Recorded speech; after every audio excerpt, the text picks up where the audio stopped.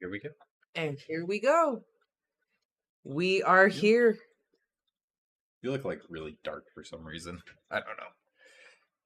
Is it because I'm just that tan now? No, I meant the lighting was really dark. Oh. I don't know. I don't know either. Hey, everyone. Hello, everybody. Hey, Kayla, Kate, Glenn. About to find out if this is a happily ever after. Yes, we are. What do you think?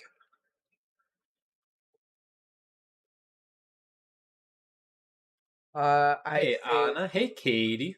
Long time no see. Katie said she really was hoping to be able to make this one. Oh, I'm glad you could. It is the last one. This is the big one. It's taken us a long time to get this far in all the young dudes. It has taken us a really long time. Oh my lord. I had to post my kangaroo fact. I haven't posted one in a few days. Oh. The next audio only 10 chapters of all the young dudes is actually almost done too. So nice. That'll be out. I think relatively soon that Remus is going to ditch Grant, get back together with Sirius, and everything is going to be happily ever after.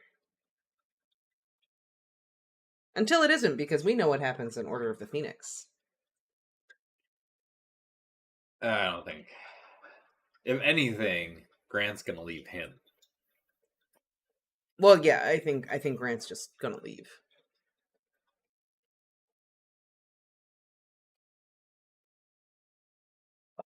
He misses it running this show.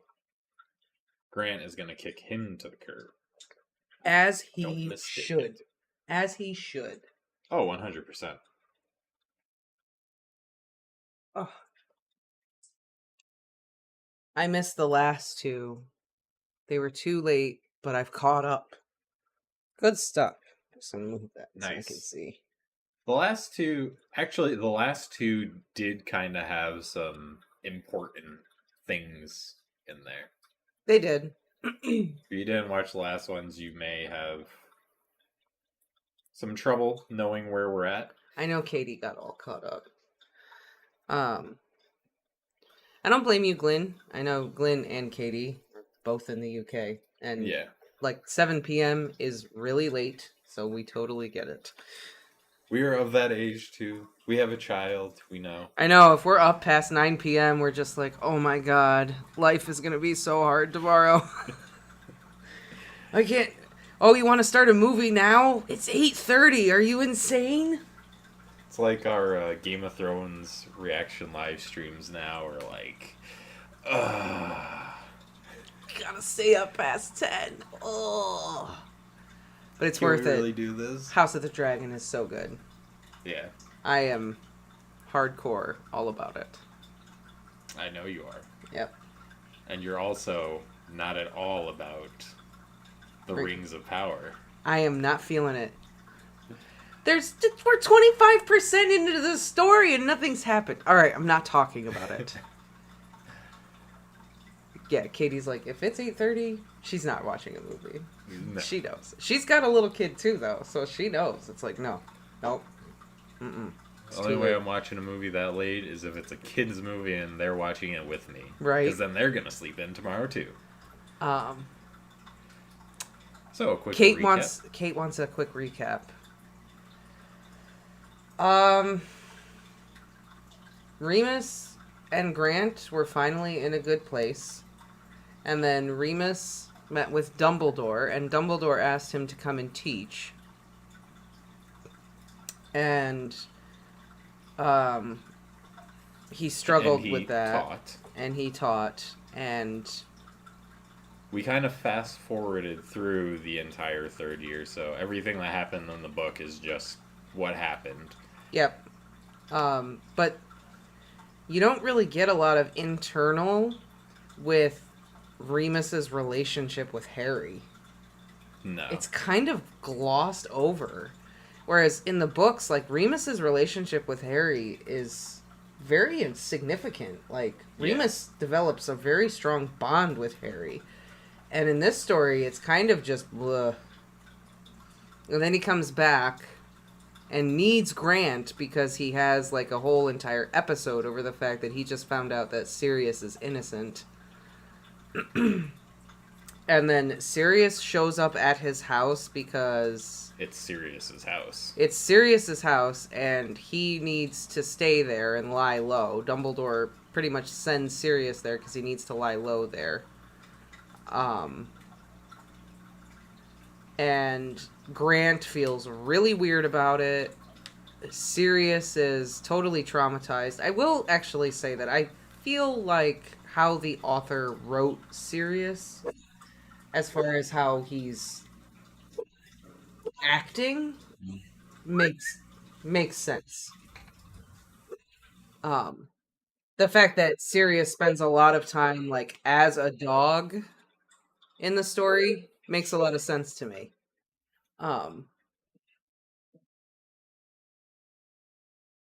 So I thought some of that was good. But it just gets increasingly more and more uncomfortable. And then we get a chapter from Grant's perspective, and Grant realizes that it doesn't matter how much time has passed, it doesn't matter what has happened. Remus is in love with Sirius in a way that he will never be in love with Grant. And Grant gets the job offer of his dreams to be a social worker with kids, and he decides that he needs to leave Remus and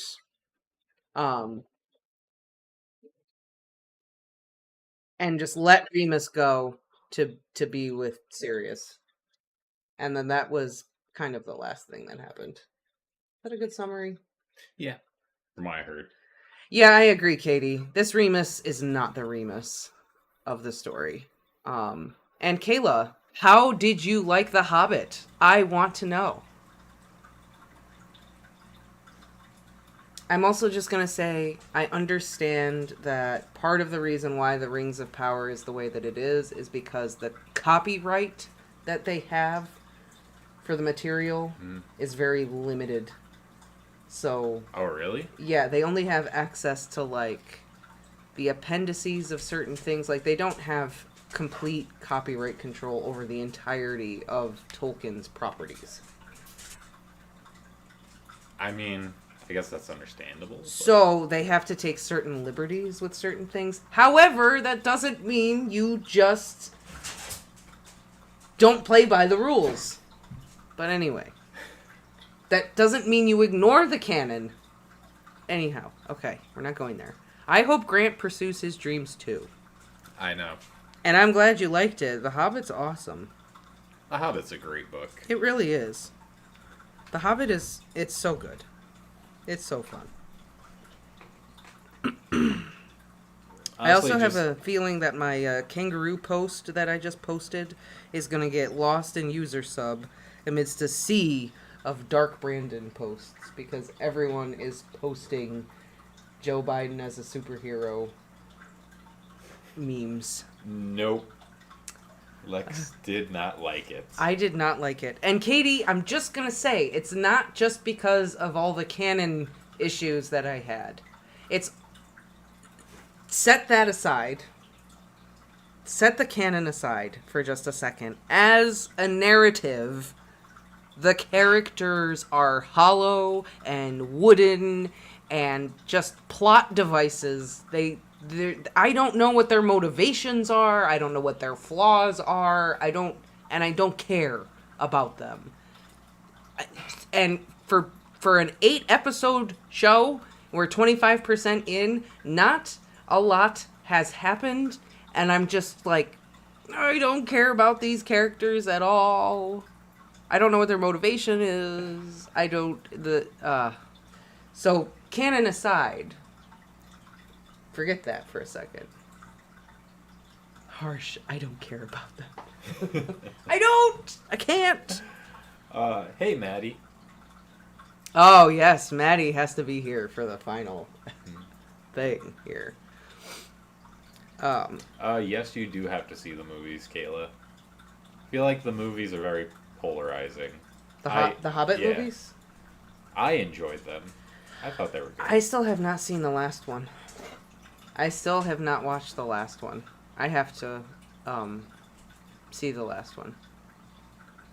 Yes, if you only have 8 episodes, you better lay shit down fast so we know what's happening.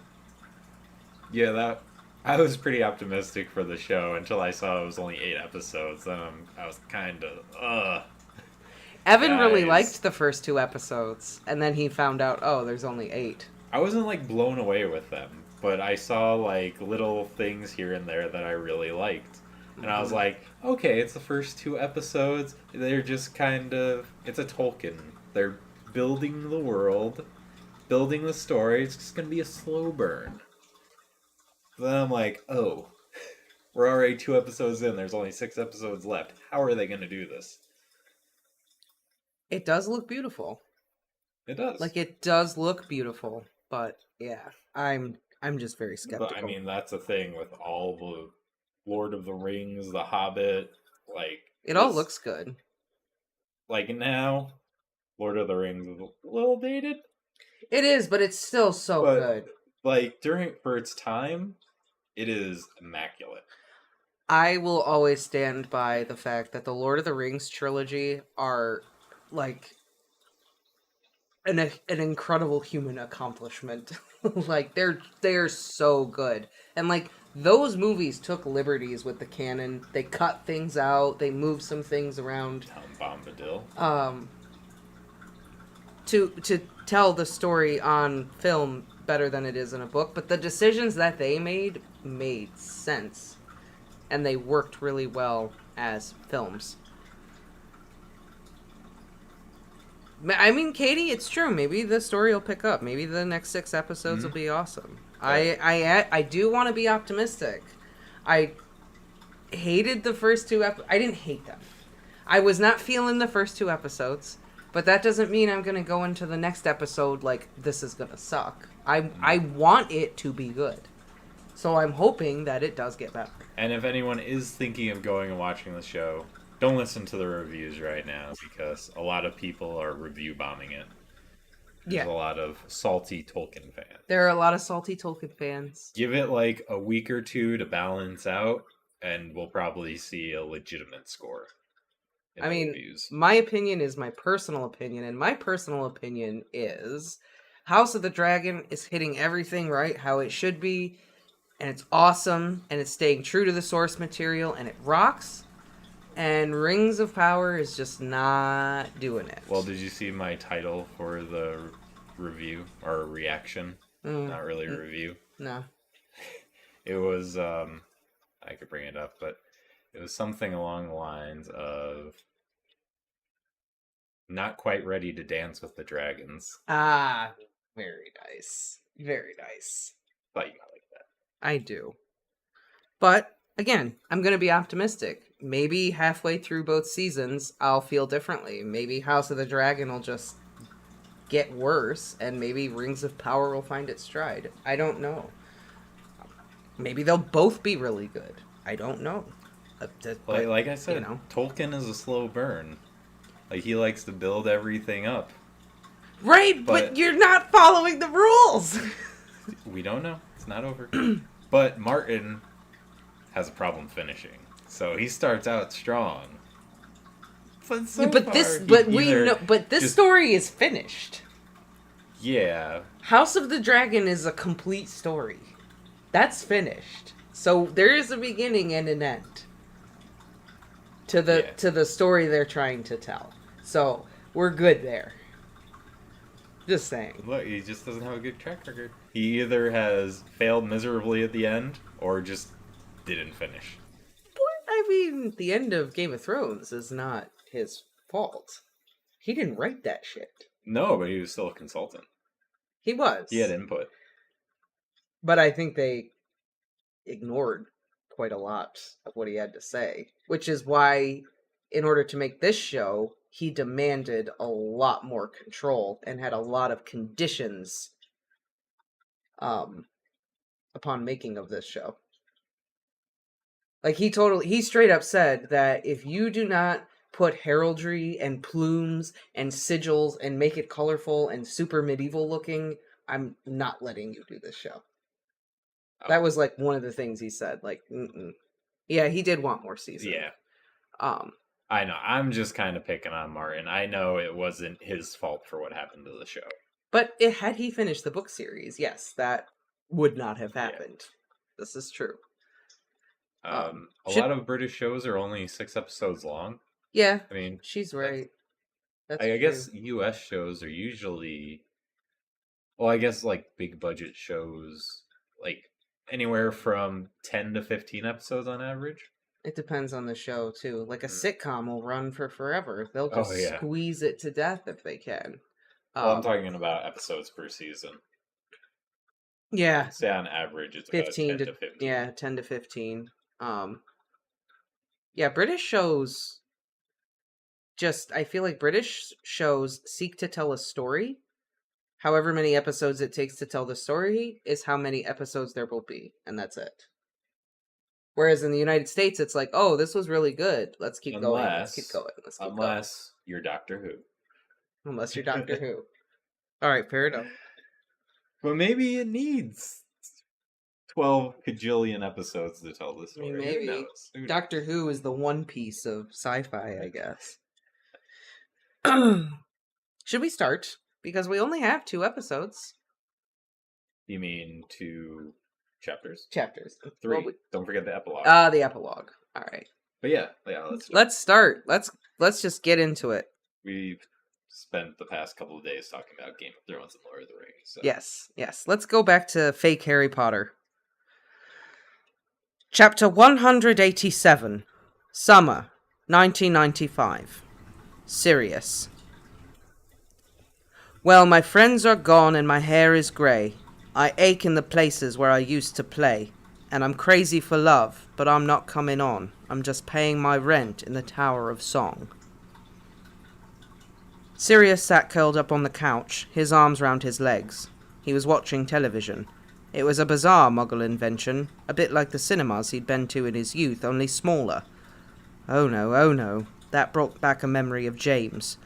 That summer they'd gone to see the same film every day and met those Muggle girls. Had it been summer or Christmas? It might have been raining and someone punched him. James or Remus? Surely Remus. James was never violent, even when Sirius really deserved it. Sirius shut his eyes to drown out the cold, cruel voices in his head which wanted to drag him back through time, back to the very first, worst moments. He thought he could taste blood, but when he opened his eyes again, all he saw was the living room and the silly talking Muggle box. It was his living room. Or it had been once. It looked different, and Sirius had a hard time working out whether it was different or he was just remembering wrong. The walls hadn't been repainted, the fireplace was there. It didn't stink of cigarette ash anymore, but there was still a burn mark in the carpet under the windowsill. Had that been there before, or it had happened in the years between? The TV was the worst change, the most noticeable. Sirius had a strong memory of arguing against having one, a long time ago. Noisy, ugly Muggle light boxes. He still thought it was awful, but somehow he couldn't bring himself to stop watching him. It distracted him. It was a break from thinking, from remembering.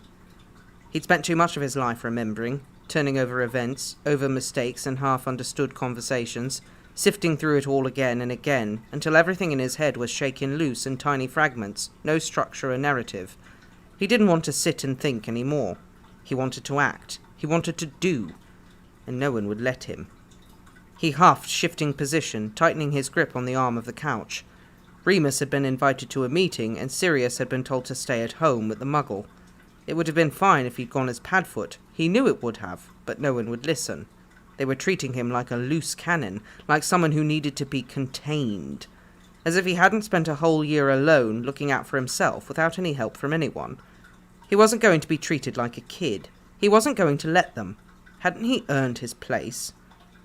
But Mooney, Remus, had given Sirius that pained, pleading look, and it shut him up. He hated making Remus uncomfortable. It made him worried he would never get better. He knew he wasn't right in the head. He knew he was going about things all wrong, and he was not himself. But Sirius had hoped a year would be enough. He was out now. He was free.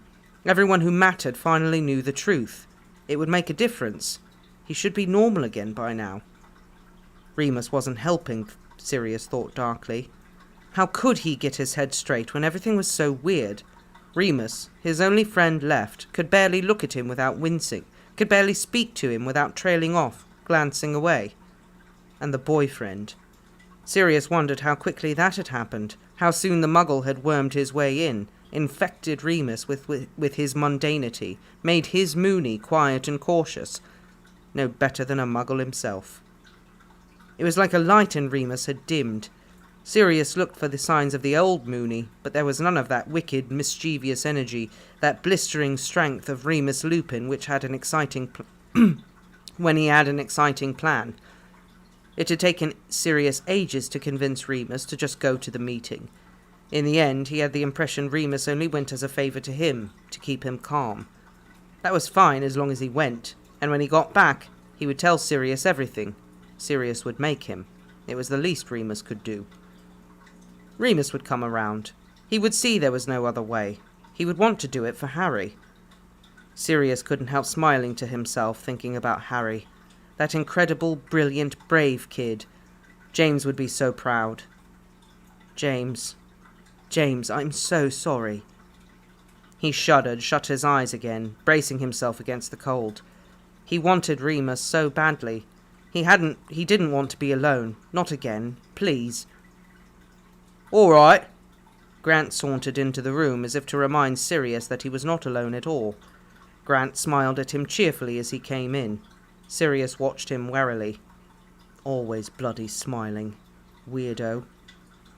Good afternoon, Sirius replied, deliberately accentuating his enunciation to counter Grant's horrific butchered English. Sirius had spent no time whatsoever with muggles, even before Azkaban, and found them confusing at best, like an alien species, and he hated Grant's cheerfulness with every inch of his being. Feeling better? Sirius grunted non-committally. He didn't see that he owed any kind of explanation to this man. He tolerated him, for Remus's sake, but that was about it. Sirius thought he must be incredibly stupid. Wipe that inane grin off your face, barked the spectre of Walpurga Black. Sirius remembered Grant as a teenager, and he hadn't even been that good-looking then. 15 years hadn't improved on his hairline or his skin. Sirius had no idea what Remus was still doing with Grant at all, and if he was as stupid as well as plain-looking, then Sirius was even more baffled as to why Moony would want him around. The Remus he knew, his Remus, would never suffer a fool. When he gets back, Grant was saying now, still cheerful, still smiling, showing crooked teeth and a white scar in the corner of his mouth. I'll go. Oh, okay, Sirius shrugged. He searched for something to say.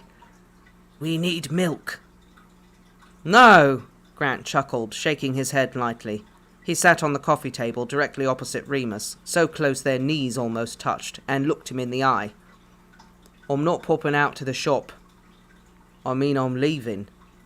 What? Sirius frowned. Why? Did Remus tell you to? Because it wasn't my idea. It's my idea, Grant said, no longer smiling. He had tired eyes, and Sirius realized that though Grant was smiling, he wasn't happy. He was very, very sad. Sirius didn't know what to do about it. He had his own problems. Grant kept talking. I realised it a while ago. When he came back from the school, all shook up from seeing you again. I think I must have known then. Should have called time, but I just couldn't leave him alone. Look, I don't know what you think. I was only ever looking after him for you, Grant said, raising a hand to keep Sirius quiet. I was never it for him. That's been you, all these years. And yet here you are, Sirius muttered. He drew his knees back up, closing inwards. He wanted Grant to just go away, if he was leaving. Get lost. He'd like to transform into Padfoot, but he knew it wouldn't help matters, and he promised Remus not to. See, now this is what I wanted to talk about, Grant said, his brows knitting together. If I go, then you've got to look after him, okay? not blame him for whatever's happened to you in the last 10 years. 12 years, Sirius corrected. Don't care, Grant shrugged. It's not been an easy life for any of us, Sunshine. You're not special. Remus is.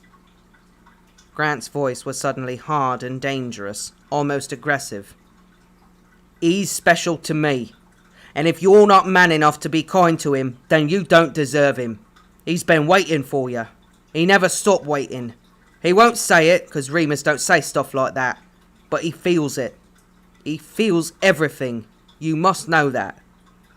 Sirius didn't reply. He loves you, Grant said steadily. You have to love him back. I do love him. No. Grant was shaking his head again. Not like this. You have to be here. A real flesh and blood person. Not a dog. Not a ghost. Sirius couldn't meet Grant's eyes anymore. He bowed his head and nodded. I will. Good. Grant smiled again, his face gentle once more. Now when he gets moody, and he will get moody, don't let him mope, and don't let him drink. He'll want it after a full moon, but it only takes him longer to get well again if he does. I know what he needs after a full moon, Sirius growled, affronted. I've known him since I was 11. Who do you think you are, telling me? I'm the one who's been here, Grant returned shortly. I don't think you know how hard it's been. I don't think you... Look, you had him at his best, okay? I had his worst. He smiled a little. And I was glad to do it. I have one part of him, you have the other. Can we agree? Sirius stared at him a bit longer. Grant held out a hand to shake, and Sirius took it. Okay, he said. Lovely. Grant released him and stood up. He went into the bedroom and came back with a large holdall, which he placed very purposefully by the door. Gonna have to leave a few books and things here for a bit, he said, but I'll be back for 'em when I'm settled. Suppose you don't need a key, eh? Can you get in the magic way? Sirius nodded, struck dumb. He couldn't believe this was happening. He wanted his heart to soar. He wanted to feel finally satisfied, but he couldn't help worrying. Grant had been a nuisance, but he'd been a buffer too. Would Remus blame him for it? Would he convince Grant to stay, or even worse, would he leave Sirius here, alone with the flat and the war and... There was a quiet shuffling noise outside the front door, and Sirius's ears pricked. Remus was back. His heart began to thrum against his ribcage. He licked his lips and sat up straighter, focused in on the door as it opened. Remus entered, head bowed, frowning a bit. Sirius couldn't believe how little Remus had changed, when everything else in the world was so different now. He was greyer, but he was still moony. He was still completely devastatingly handsome, and completely unfazed about it. He gave Sirius a smile as he came in, which was so like the teenage Remus it took Sirius back to Hogwarts, arriving at the breakfast table and finding Remus already there, on his third helping of bacon and eggs, grinning at something stupid Sirius had just said. See, he told himself, there are still some good memories left. Hello, he said to the room. Hiya, Grant replied. Cup of tea? Oh, yes, please, Remus nodded, giving Grant a friendly smile. The Muggle went into the kitchen. How did it go? Sirius asked, already agitated. Did you see Dumbledore? What did he say? Oh, nothing much. Nothing I haven't heard before. The Order needs a new HQ. We're all supposed to come up with ideas. Look, let's talk about it later. Remus shot a glance at the kitchen where Grant was making tea. Did he say anything about me? Dumbledore? How's Harry? Harry's perfectly fine. Back at his aunt and uncle's for the summer. What's this bag doing here? Remus was looking down at the brown holdall packed with Grant's things. He looked at Remus. Sirius shrugged. He looked at Sirius. Sirius shrugged, slouching down in the sofa. Remus frowned and called out, Grant, what's this bag doing? Grant popped his head round the kitchen corner, looking sheepish. Ah, can I have a quick word? Remus paled visibly and went into the kitchen. Oh, that was quick. Yeah, I mean, yeah, Sirius never disliked Muggles. No, if anything, he was fascinated by Muggles and was really Yeah, into Muggle culture. This whole, like, not I'm. liking the TV. I mean, Arthur would have been much more enamored with the TV, but Arthur would have been in love with the TV. But Sirius would have also been like, wow, this is pretty cool. How do they do this? Like, he wouldn't want to take it apart and shit, but he would Arthur would appreciate want it. to take it apart. Sirius would be flipping through every channel and just like in awe. Yeah, he'd want to watch it. I feel really bad for Grant, too. Yeah. I feel so bad for Grant. I'm like, I will say that I think the author did a really good job about giving us Grant's chapter Mm-hmm. and then giving us this Sirius chapter with Grant having this conversation and the reader knowing how heartbreaking this is for Grant and just how much of a strong front he's putting on for this. Yeah. And yeah, he has dedicated so much of his life to Remus. And he knows, like, 12 years. and he just knows that Remus is never going to be in love with him like he's in love with Sirius. Mm-hmm.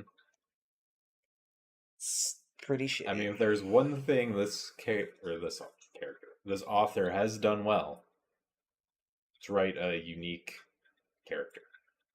Like Grant is awesome. Grant is such a great character. Yeah. He is so, so good.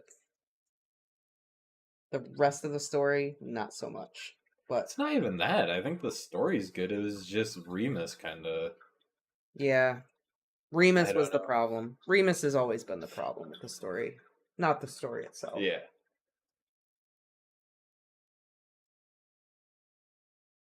That's what I mean. He really is a strong character. He's like the most virtuous character. He was there for Remus every time he needed him. Yep. His whole life revolves around working to help children who were in the same position as he was. Yep. Like, couldn't ask for a better guy. I will also note here that in just this one chapter, Sirius thinks more about Harry than Remus does. Ever. Yeah.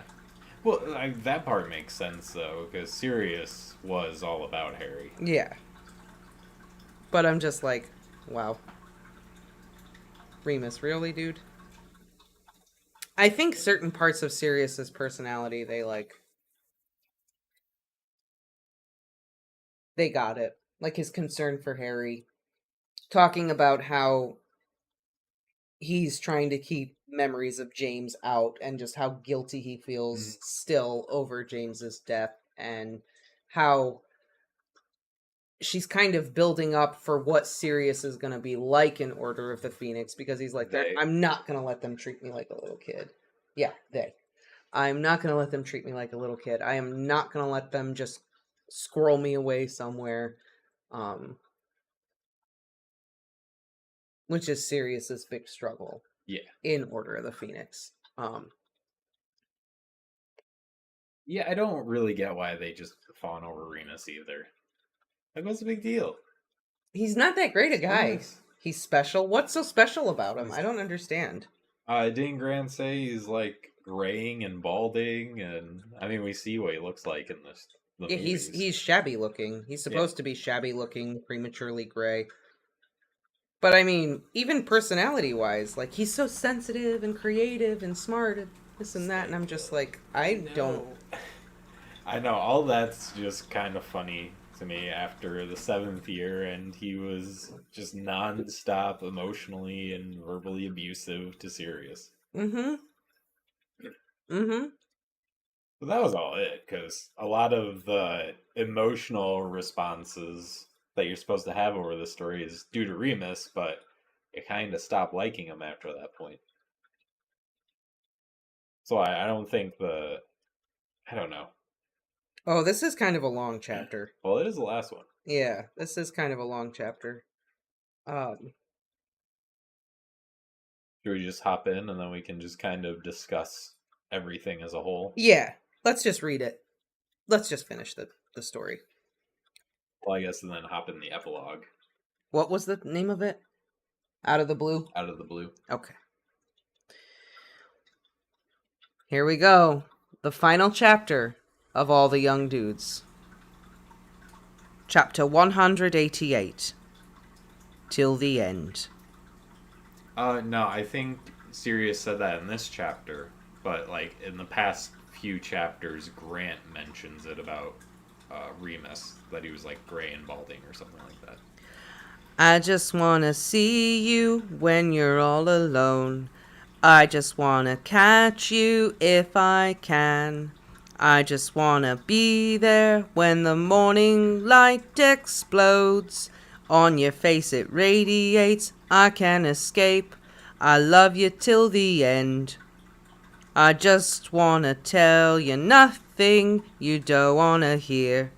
All I want is for you to say, why don't you just take me where I've never been before?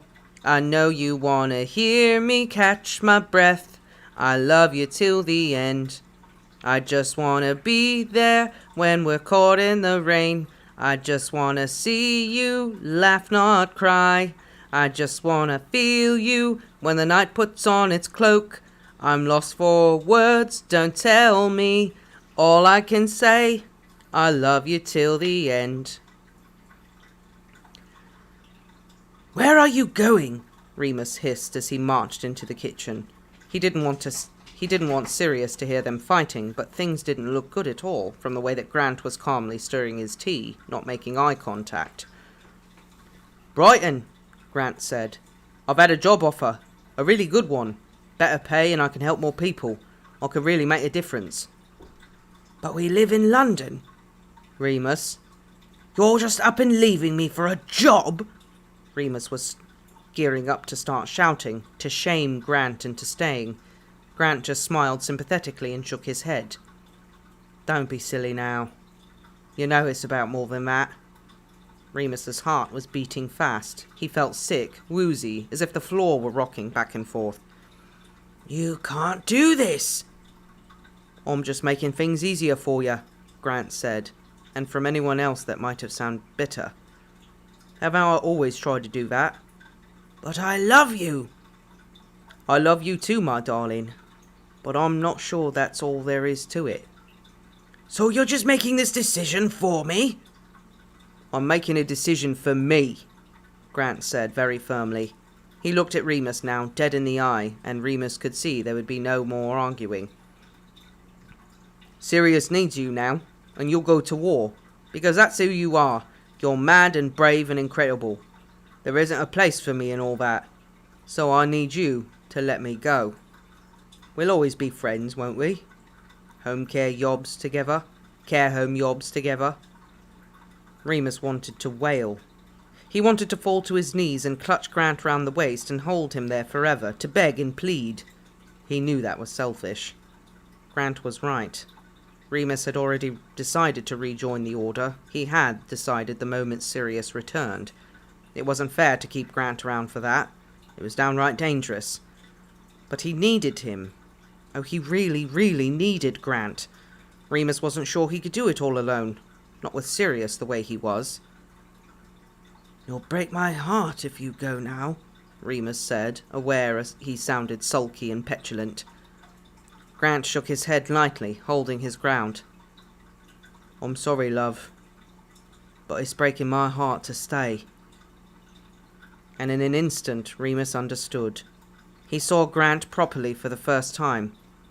Not as his protector, his champion, but as a person who was not so very different from him, who was just as vulnerable to suffering. It's not a proper goodbye, eh? Grant said softly. You're not shot at me yet. I haven't always been fair to you, Remus said. He'd wanted to say it for a long time now. He wanted some kind of forgiveness. You've been fine, Grant smiled without a trace of blame. You've been my little bit of magic. Remus made a strangled noise and tried not to cry. Grant hugged him and they held each other for the last time. Grant left Remus in the kitchen with 2 cups of tea. one for Remus, one for Sirius. Remus stood in silence and waited for the door to go. He heard it shut. He covered his mouth with his hands and closed his eyes. He breathed in and out for a few moments, then walked into the living room. Sirius was still on the couch. He looked anxious, rubbing his hands together. "Remus, No." Remus held up his hand, shaking his head. "No, I need a minute." He went into the bedroom and closed the door. He sat on the bed and cried and cried. Once that was done with, he washed his face and went back to Sirius. There was much work to do. Monday, 10th of July, 1995. Things were harder after Grant left. Remus felt as though he'd lost his rock, the person who kept him safe for 13 years. The man Remus was left with was practically a stranger, a gaping hole of mystery and misery and fear and vengeful rage. Remus was on eggshells and the war stretched ahead of them. Would it always be like this? They kept focused on the war, mostly because Remus refused to discuss Grant or his feelings. It was too much in those early days. They spent their time working on lists of contacts, getting in touch with the old crowd, digging up old information from the last war. Sirius hooked them back into the flu network using a secret connection only accessible to the right people, and time again the two of them knelt on the hearth rug, speaking into the flames, Sirius explaining his story to each member. Few of them took much convincing. All of them believed that Voldemort was back and wanted to do something about it. When they weren't working for Dumbledore, Remus put the TV on, and more often than not, Sirius would transform into Padfoot and doze off. Remus did all the cooking, Sirius offered, but Remus wouldn't allow it. He said he wanted Sirius to rest, to recuperate, but really he just wanted to be in a different room most of the time. Sirius still slept on the couch, because neither of them were able to broach the subject. "Full moon on Wednesday," Remus said one afternoon. They'd just signed off with Kingsley, an aura Moody had brought in, who seemed pretty capable. Remus wasn't sure what that was worth. He'd seen plenty of capable wizards die. "I know," Sirius said brusquely. They sat side by side on the couch, blankly watching the TV. It was only the Muggle news, but it might as well have been static for all they cared. Just a reason not to look at each other. "I usually leave an hour or so before sunset," Remus continued. "Gives me time to clear the area if I need to." "I remember how it works," Sirius said. "Okay, sorry," Remus muttered, irritated. "Just thought you'd want to know, but if you've got other plans, then by all means stay here." Sirius looked at him. "Oh, you want to go? You want me to come?" "Only if you want to," Remus said hurriedly. "I don't mind either way." Dumbledore said I need to stay here at all times." "Fine, stay here then." Remus folded his arms tightly across his chest, feeling hurt. "No, I'll come with you," Sirius said. "Great," Remus drawled sarcastically. It was how almost all of their conversations seemed to go. One of them would deliberately misunderstand or become unreasonably defensive about a tiny matter. Then the other would just bite back, round and round, until they both just stopped talking and ignored each other. But if Remus got up or made to leave the room, Sirius would give him that terrified look. "Where are you going?" And Remus would sit back down again, and the whole scene would reset. He thought that by bringing up the full moon it might cheer Sirius up a little bit. Sirius had always loved full moons, and it meant he could leave the flat for once. "Can't you just be normal?" Remus found himself thinking angrily. "I don't want to live with a stranger. I want my best friend back. I need help." Then he felt guilty, because obviously Sirius couldn't help it, and if he really thought about it, they'd always been a fractious couple. They were both hot-headed Gryffindors, after all. Still, Sirius may not be a complete stranger, but he certainly was strange. Had he always been so watchful, so quick to anger? Or had Azkaban done that to him? Or, worst of all, was it all Remus's fault? Without Grant there, Remus began to wonder whether he seemed different himself. Perhaps years of living like a Muggle had made him less interesting. He was slower than he had been as a teenager, more cautious. He rarely laughed. It was stupid, but Remus even worried about how he looked. He'd never been a vain person. He'd always been very ordinary looking, scarred and a bit gangly, even when Sirius had known him. But at least back then, Remus had been young. Now his hair was grey all over, only a few strands of the original mousy shade left. He had more scars than ever, and sometimes he still smoked, which made him cough like an old coal miner. He was so much less than he had been before. "This isn't going to work, is it?" Sirius said abruptly, breaking Remus's thoughts. No tact.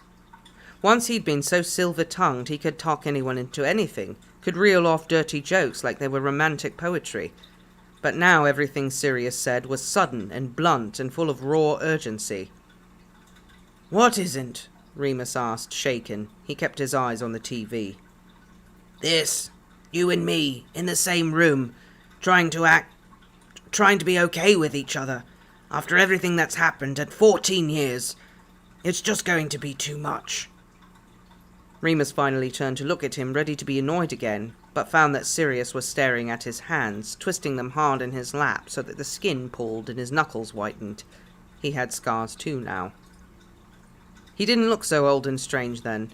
He just looked at Sirius, and he was frightened. "Oh, I don't know," Remus said softly. He reached over and stilled Sirius's hand with his own, weaving their scarred, bony fingers together. He caught his eye and smiled encouragingly. "You were always too much for me. I never minded." The look of relief which flooded Sirius's face was worth every moment. It was an entire lifetime. He raised Remus's hand to his lips and gently kissed the inside of his palm. They returned to the TV after that, but kept holding hands.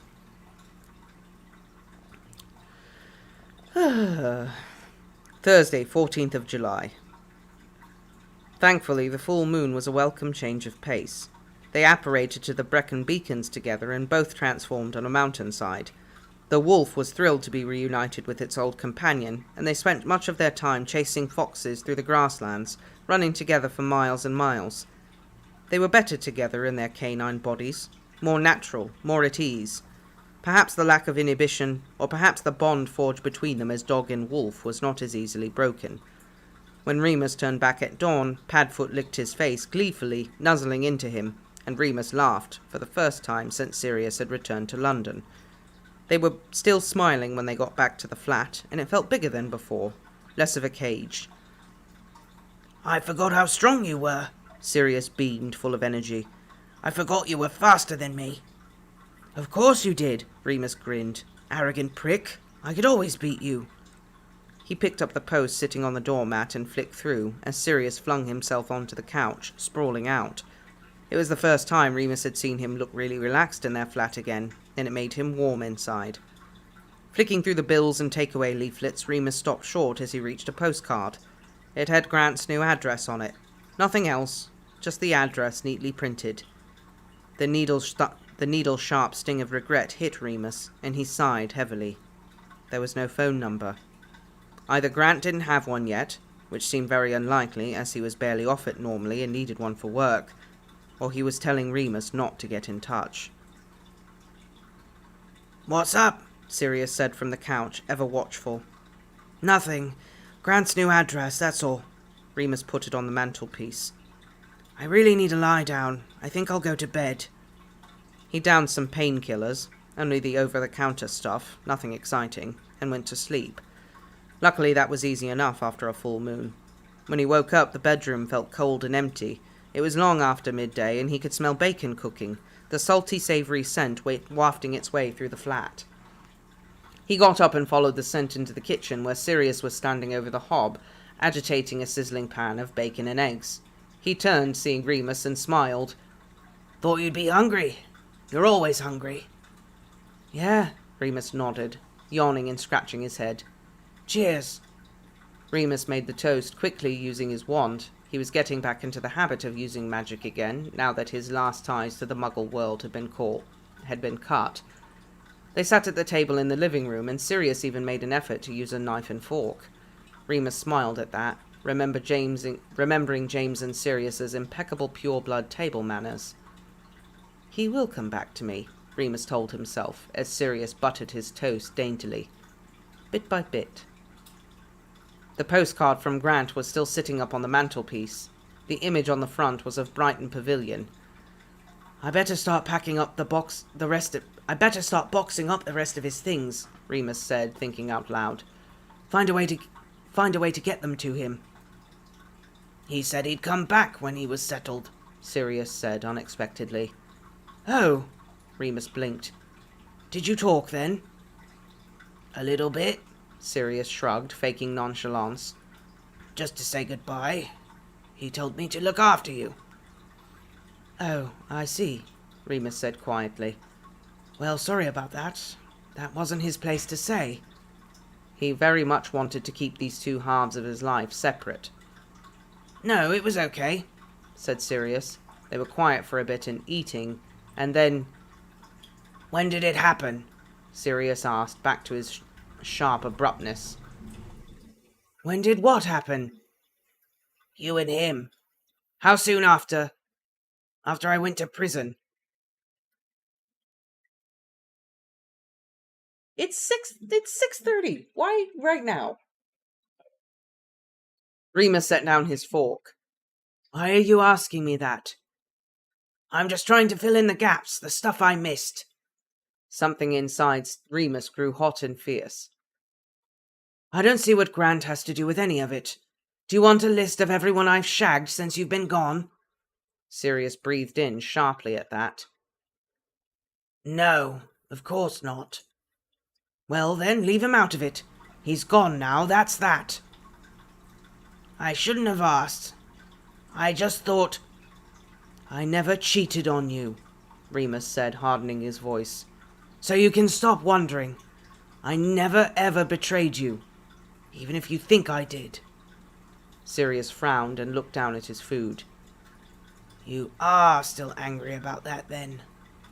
I don't want to be, Remus said. I don't want to be, but I am. You thought I was a spy, Sirius. You thought I would try to hurt Lily and James. You thought I would try to hurt you.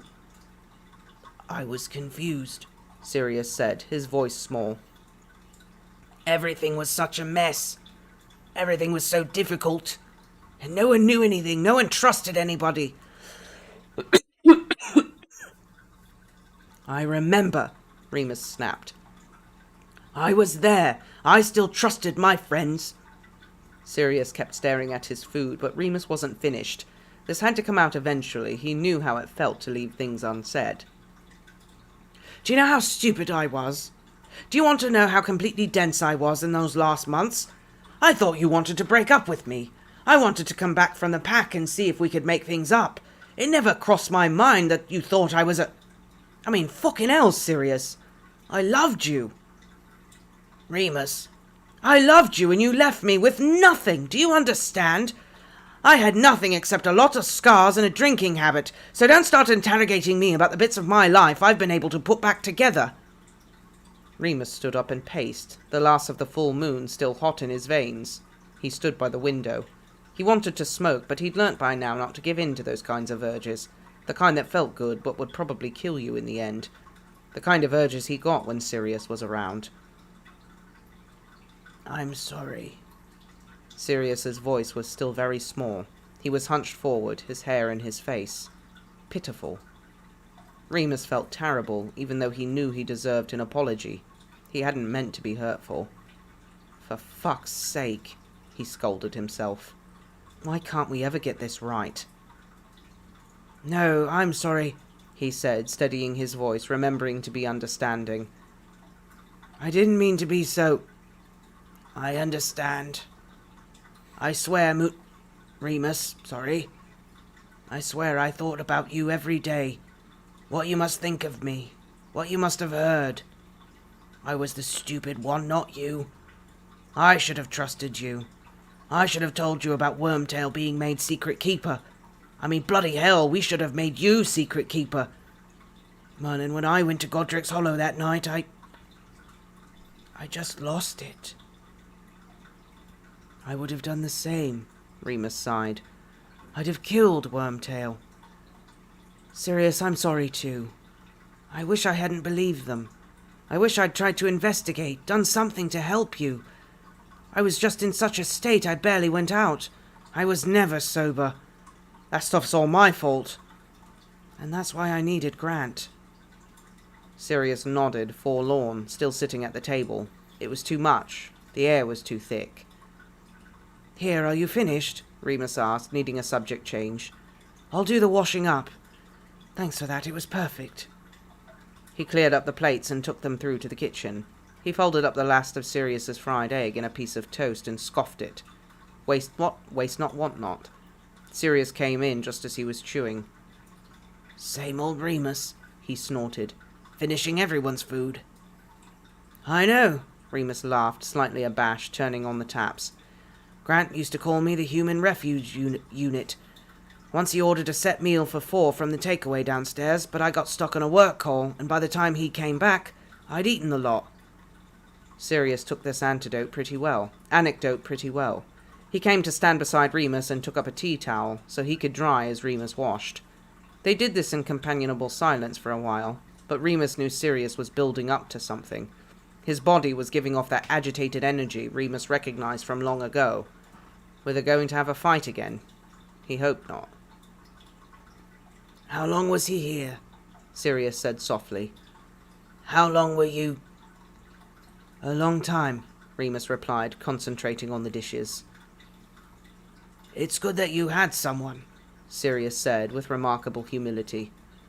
"I'm glad you weren't alone."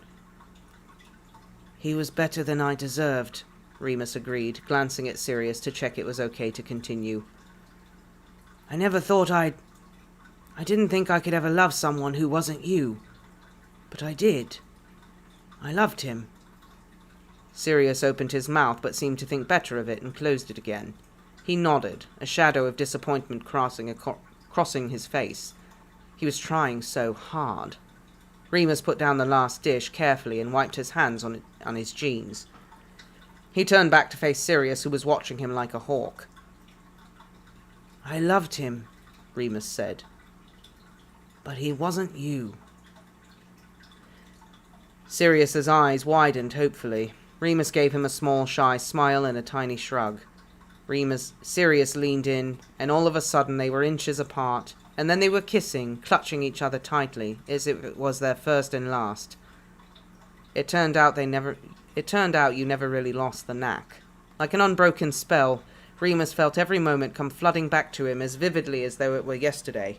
Not the fights or the war or the emptiness, but the joy, the thrill of friendship and the love. So much love. Remus felt as if he were being filled up with it. He was spilling over. Just as it had been the very first time, Remus's brain seemed to be yelling, "Yes, yes, yes," and he held on to Sirius with both hands. "You're mine, you're mine, you're mine." When they broke apart, they were both grinning, pressing their foreheads together, holding each other's shoulders as if they were fighting or falling. "I love you," Sirius whispered. "I love you so much." He squeezed his eyes shut. "Don't worry, you don't have to say it back." "Of course I love you, you idiot," Remus gasped, not sure if he was laughing or crying. "I never stopped." Sirius laughed too, though his cheeks were wet, and kissed him again, and again, and again, and again. They weren't teenagers anymore. They finished the washing up and returned to the couch. Sirius suggested playing a record instead of the TV, and Remus acquiesced, willing to give him anything he wanted. He selected Diamond Dogs first, but Remus thought the lyrics to "We Are the Dead" might be too hard to hear. In the end, it was Hunky Dory, which had happier tunes on it. Sirius stretched out, his head in Remus's lap, and Remus stroked his hair and bent over to kiss him whenever he liked, because he could. At last, he could. "I missed you," he whispered. Sirius squeezed his hand and turned his head slightly, obviously not wanting Remus to see the emotion on his face. He cleared his throat. "Tell you what I've missed," he said, a smile playing on his lips. That serious black grin. "Smoking. Haven't got a fag, have you?" "They're bad for you," Remus tutted. "They'll kill you." "We're all dying," Sirius replied. "Maybe," Remus agreed, lacing their fingers together. "But shouldn't life last longer if it can be like this?" They fell asleep on the couch, probably because they were both too shy to suggest moving to the bedroom. Remus awoke to birdsong in the early hours of the morning, still upright, stiff, hips aching, the warm weight of Padfoot in his lap. He scratched sleepily behind the dog's ear, pushing him away to get up and use the loo. When he came back, Sirius was back to himself. "Sorry," he said. "I keep turning in my sleep. I think I spent too long as a dog in Azkaban." "It's fine," Remus smiled. "I don't mind at all." He stretched. "What do we need to do today? Is there anyone left on the list to talk to?" "No, we've done everything," Sirius said. "Except find a new headquarters. Hey, I had a thought about that. What about that old church you stayed in with the werewolves?" "Oh, that. No, probably not a good idea. Greyback knows where that is." "He's still around then?" "Mm-hmm. Tea?" "Please." Remus went into the kitchen and Sirius followed him, still talking. "I just thought that would be good because it's the middle of nowhere, so I could be there too. I hate the idea of you having to go off to meetings and me staying put." "Don't you like it here?" Remus raised an eyebrow. He loved his little flat. "Other than Hogwarts, it's the only place I've really felt at home." "Oh, Remus." Sirius squeezed his arm. "You've gone all soft in your old age." "Piss off," Remus snorted, giving him a light nudge with his elbow. "We didn't all grow up in mansions." "No, but... Hey! Remus, that's it!" Sirius was shaking his shoulder now, jogging Remus as he tried to pour the milk. "Oi, watch it! What?" "My mansion. Or it's mine now anyway. My parents are both dead. I'm the Black Heir. The house will answer to me." "Oh, I see." Remus frowned, turning to look at Sirius properly. "Are you sure? I mean, you really want to go back there?" "Well, no, obviously I don't, but it's probably one of the most protected houses in Britain. The Blacks took home security really bloody seriously. There are enough rooms for all the Weasleys and then some. Oh, Merlin, imagine my bitch mother's face if she saw I invited the Weasleys over to stay. It's something I can do to help, isn't it?" "But Sirius, think about it. You'll be in the home your parents lived in. All their things will be there." "We'll chuck it all out." Sirius waved a hand. "And it's so safe. A safe place for Harry, Remus." "It does sound..." Remus thought hard, coming round to the idea. "If you're sure." "Of course I am. And anyway, it won't be half as grim if I have you there with me, will it?" "Ah," Remus poked him. Now who's gone soft?" They got in touch with Dumbledore via the fireplace, and even he sounded impressed with the idea. He wanted to know how to get in, what sort of charms and curses Sirius knew about, how soon he could alert the Order. "We'll need to give the place a proper clean," Sirius said eagerly. "It'll be full of junk, but I can help, if I'm going to be there all the time, and no one is better with magical pests than Remus." "An excellent idea, gentlemen." Dumbledore's eyes twinkled through the flames. "And right under Voldemort's nose, in the home of his most loyal supporters. How soon can you get there?" "Tomorrow," Remus said quickly, because he knew Sirius had been about to say, "right now." "We'll go after dark, so it's less suspicious." "Good man, Lupin," Dumbledore said. "In that case, I shall await word from you." His face vanished in a puff of smoke. "Yes, Moony! Sorry, Remus," Sirius cheered. "Amazing! Let's pack!" Of course, Sirius barely had anything to pack, and was much too excited to be sensible anyway. That was left up to Remus, who began making a list of all the things they would need. Books, of course, all the notes from the First War, clothes, food, bed sheets. Remus didn't know how long Grimmauld Place had stood empty. He wasn't sure if any of it would be salvageable. "I can show you my bedroom," Sirius trilled. "Oh, teenage me would be so jealous getting Remus Lupin in my bedroom." "Ha!" Remus snorted, folding up clothes and stuffing them into his trunk. "And just wait till Harry arrives. We can sort out a room for him, and then when the war's over, it'll be his." Remus smiled and kissed him and agreed it would all be lovely, it would be an adventure, because that was what Sirius needed from him just then, and he was determined to do everything Sirius needed, for as long as he could. "I can't wait to see Andromeda, and her kid. Must be in 7th year now, surely. Hey, imagine if she and Harry fall in love. How completely mental would that be? Then he'd be, what, my second cousin? Once removed or something like that, Remus acknowledged. What are you talking about anyway? They're almost a decade apart. We were 13 when Andromeda had that kid. And Moody, the old codger, and Arthur, and Gideon, and Sirius, no, Remus said gently. Remember, Gid and Fab died. Oh yeah. Sirius's face fell and Remus felt dreadful. Perhaps he couldn't just go along with everything. He touched Sirius's hand. It's okay. You're already remembering things much better than a few weeks ago. Maybe, Sirius said, uncertain. He rubbed his arm. I think I'll go have a rest. Is that okay? Of course.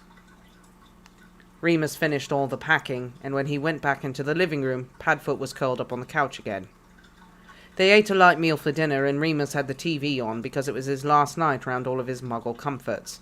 They still decided to take all of their old records, though plenty had warped over time and gave off an unpleasant hissing noise over the music. With everything packed away in trunks and boxes, it felt very final to Remus, but perhaps this was just nerves. He tried to stay calm, watching the sky outside turning a deeper shade of blue, the streetlights turning from pale pink to thick amber, and the stars beginning to show. Light pollution in London meant the stars were rare. You could only make out the very brightest ones. Sirius's head was nodding against his shoulder already as the TV announced the 9 o'clock news. Remus yawned and flicked his wand at the screen, turning it off for the last time. Oi, he whispered to Sirius. Come on, let's go to bed. Remus had to shake him a bit, but finally Sirius staggered up and wandered zombie-like down the hall. Remus brushed his teeth and washed his face, then followed him in. Sirius was standing by the bed, biting his lip. Come on, Remus yawned, climbing under the covers. What's wrong? Nothing. Sirius got in slowly. Remus pulled him close, so happy to have him near again. He wrapped his arms round Sirius's body and inhaled the scent of him, and buried his face in that beautiful hair. He felt so good. He felt complete. He kissed Sirius's cheek, searching for his mouth. Love you. Love you too, Sirius returned, though he was very tense and turned his head away. What's wrong? Remus asked, pulling away. Am I being too... No, I just... Sirius pulled back too. Sorry, I just don't think I can... You know, anymore. Oh, Remus blinked. Oh, Jesus, I'm sorry, I didn't mean to. No, of course not. If you don't want to... No, I want to, Sirius squirmed. I'm just not sure I can. Since Azkaban, there's not really been a lot going on, if you know what I mean. I might not... I just don't want you to think it's you. Oh! Remus blinked again. He really didn't know what to say or do. This was not a problem he'd ever encountered before. He wanted to be kind. I'm just glad you're here, he said truthfully. I don't need anything else. Really? Really? Sirius turned around and took Remus's face in his hands and kissed him long and deep. That would have been enough, truly, honestly. Remus would have been happy with Sirius's lips, Sirius's taste and scent, but after a while Sirius pulled back and grinned. Doesn't mean I don't want you to try. And Sirius just about dissolved. It took a very long time. There had to be a lot more kissing, a lot more coaxing and gentle caresses and heated whispers. It took hours and hours. But how could Remus complain when he finally had Sirius sighing in his arms again? It was so tender and so beautiful. Afterwards they lay exhausted and hot and happy. Remus felt as if every hair on his body was singing, every nerve ending humming. Sirius curled into his body and stroked his scars like he used to. Remus? Yes? Can I ask you one question? Oh, Remus smiled. If you really must. What have you been doing all these years, Sorry. No, it's okay. Call me Moony. Moony, he sighed happily. What have you been doing? When we called around everybody, they were as surprised to see you as me. They said they hadn't seen you for a very long time. Since the war, Remus confirmed. Since Lily and James. Why? Sirius asked, frowning. I couldn't bear it, Remus said simply. Being around anyone who knew what had happened. I've seen Mary once or twice, but no one else. I wanted to be alone. Sirius shook his head, looking frustrated. I don't understand you, Moony. No, Remus smiled softly. No, you never did, quite. Fair enough, Sirius accepted. He lay back onto Remus with his whole weight, though that wasn't very much. It was pathetic, really. Two bony, wiry men clinging together, both old before their time, and both so lost. They'd never understood each other. Not really. You've always tried, though, Remus said into Sirius's hair. He wrapped an arm round him and kissed his head. You still knew more than anyone else ever has. Ever will. Even though I thought you were... We don't need to talk about that. Sirius gave a half sigh, and Remus knew he disapproved, but they've done enough talking for now. They were quiet for a long time, and Remus closed his eyes. Finally, Sirius spoke. Even if we don't talk about it, don't you think we ought to try to forgive each other? You sound like Dumbledore, Remus snorted. Sirius said. Yeah, you're right. Can you believe we're back following orders from that old fool? I suppose I don't really know much about forgiveness. Me neither, Remus sighed. I don't know if it's worth anything, really, with lives as short as ours, Sirius said sadly. I think at this point there's only love and hate.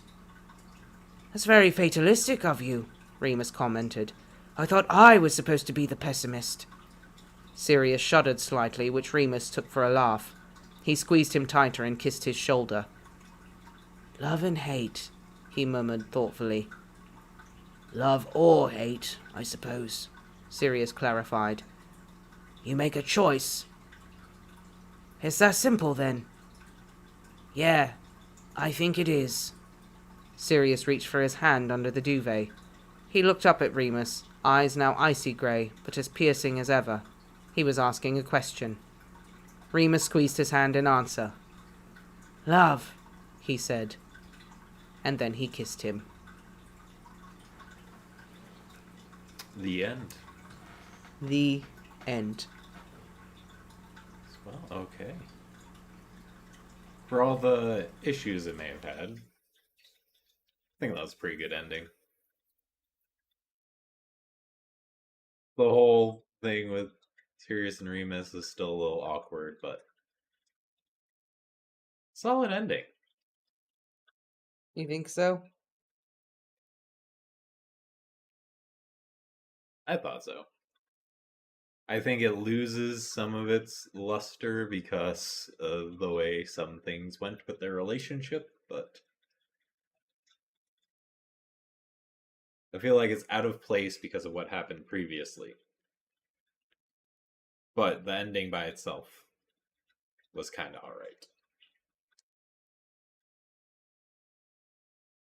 It was a little cringe hearing them feel like hearing them be intimate was weird. Yeah. I don't know. Yeah, it was. That's what I mean. Like that part was weird. But like the end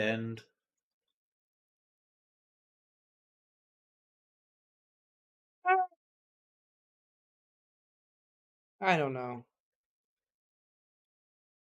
right? It definitely, Dan. It sets the happily ever after when we know for a fact it isn't. But I think that's part of the reason why I like it.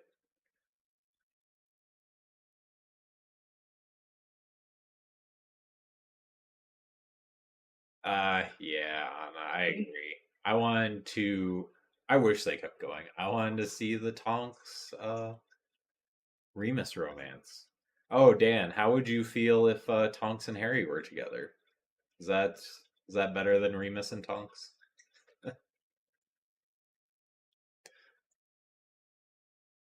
So That was really weird to think of Dora and Harry. Yeah, I love the that little was... jab there. That's like 10 years apart. We were still children when she was born. It's like, yeah, dude. I'm Yeah, just... you were.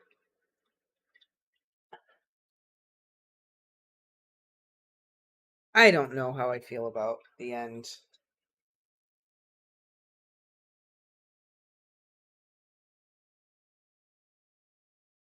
It was well written. Oh, there's a Harry Potter marathon on Sci-Fi right now. Oh, very nice. I just... It's kind of a weird thing to be on Sci-Fi. But, whatever. Sci-Fi has some really good shows sometimes. Firefly. Yeah. Farscape. Hello.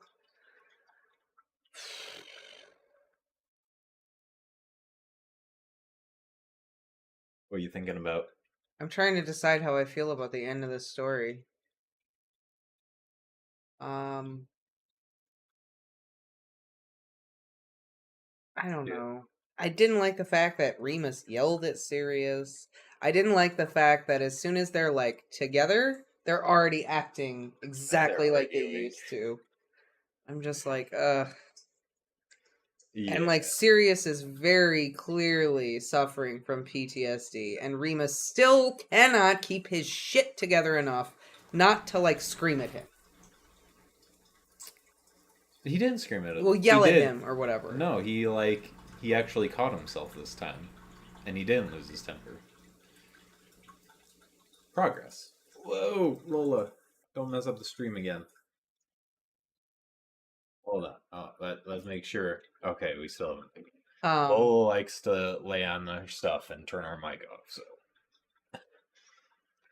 Yeah, he yelled at Sirius and then felt like Sirius owed him an apology.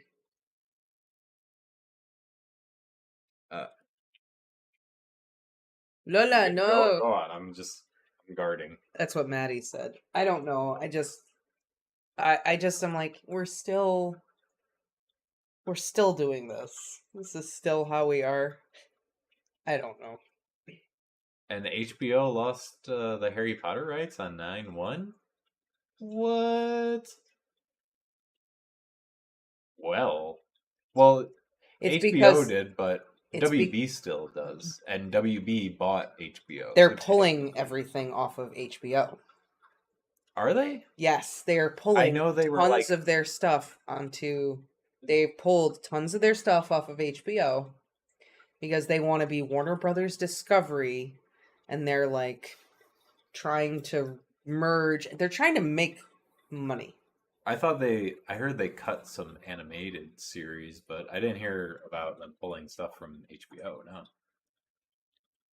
No. Yeah, that just stuck in my craw a little bit. That Remus was like, Sirius needs to apologize to me. Sirius is fucked up and has wicked PTSD. Like, stop. You are the last person that should be dealing with someone with such trauma because you have the patience of a honey badger. Like, he just don't give a shit. No, he doesn't. Because then he's like, oh, Grant said I should be more understanding. But he should apologize to me. Like, get out of here, dude. Right, give it like a week before you ask for an apology. The man just had some traumatizing 12 years. He turns into a dog every time he falls asleep. Like, come on. He also has Arrested Development. He is still like 21. It's true. You got me there. I'm just like, I don't know. And then you had to have them have sex at the end. You had to have another instance where they had sex right before the end of the story. Sex sells, man. I found it cringy. And I agree, Dan. It's better to have the DVDs now. It went from a point where I stopped getting DVDs because I'll just stream it. But now there's so many streaming services and everything's getting dropped from this one and picked up by another. Yeah. You just buy the DVDs now. It's weird how we're kind of reverting. I know, I kind of want to start buying DVDs again. I wanted to get Dune on Blu-ray. I didn't do that. I don't know. Okay, well, we talked about the ending. Kind of mixed because, well, like I said, I'm kind of mixed because I think, like, the last half of that, after the whole apology and everything, I think it was a really good ending. If Sirius and Remus's relationship was a little bit more loving and caring and not so one-sided. Writing, good. Character development, not that good. But what do you think of it overall? Like the whole story, not just the ending. Like, I don't know. Let's think of what our rating system would be. 1 out of 10, 1 out of 5.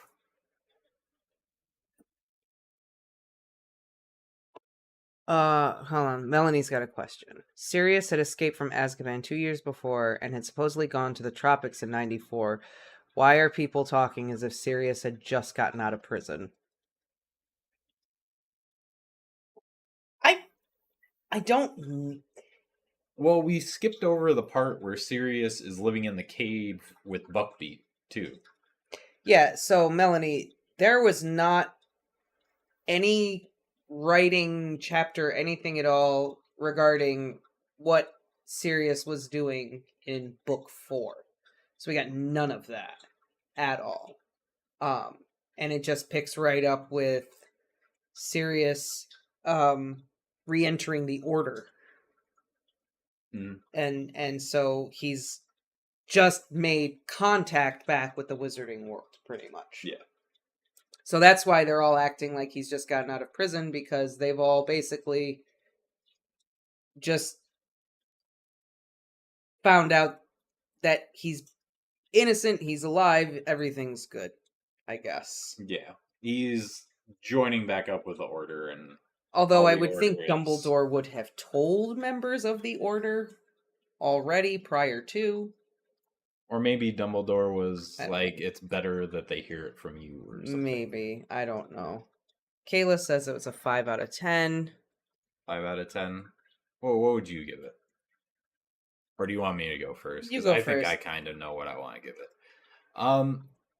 I will give it. See, I feel like it's better than a 6, but 7 might be too generous. We'll go 6.5. No, I'll go 7. I'll be generous. 7 out of 10. Slightly above average because honestly, the writing was superb. The first half of the story was just excellent in every aspect. And then you had this awful relationship that made me hate the protagonist, and you never really brought me out of not liking our protagonist. That being said, if she was going to write an abusive relationship well, she did that very well. And also, you had these amazing supporting characters. Like, Grant was amazing, Chris was amazing. Well, Chris was... I wouldn't say he was amazing, but we didn't really have enough of him for me to really talk about him. James was outstanding. Lily. So, really the negative came because I feel like the protagonist was kind of meh by the end. But everything else surrounding Remus was done really well, and like I can't take away the fact that it was a well-written story for the fact that I didn't like Remus. So, 7 out of 10. And that's on the generous end of my scale. I think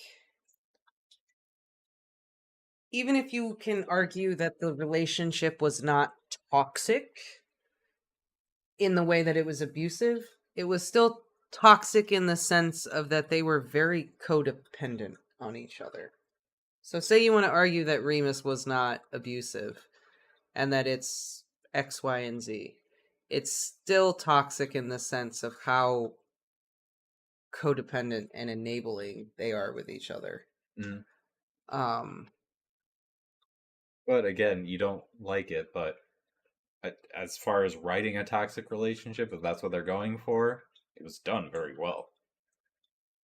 The main character, just, I didn't like him. And I didn't like him prior to the relationship. Really? Like, there were instances, like, year 4 where he was, like, just a dickhead to everybody. That's true. But I kind of let year 4 go because it felt like this story was mirroring Harry Potter. So they had to do Caps Lock Remus right there. But So it's like year he 4 was was Caps kind of, Lock Remus, and then he never stopped being that. well, it got better until year 7 after that. Like, it picked back up. But year 4, for me, I was just kind of like, all right, I'll look the other way for that because I see what you're doing here. I'll look the other way. But it was year 7 where they lost me. I also really hated everything with the werewolves. I know you did.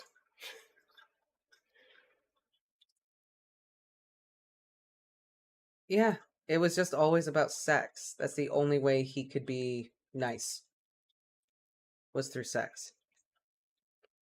That being said, the writing was good. The use of language was good. The little sprinklings of canon and things were good. I honestly don't know how I would rate this, just because I'm trying to weigh the good and the bad. And the bad just really is smacking me in the face right now. Yeah, I get it. That's kind of how I was with my rating. 'Cause, like, I don't think I'd give it a it's 7 out of 10. no. No. See, if I didn't like the Remus throughout the whole story, I would have rated it lower. But like the first 100 chapters were good. Like I liked Remus throughout those. I loved the first, third of this story? Yeah, if you stopped liking it at chapter 4, that'd probably be the third. Yeah. Um,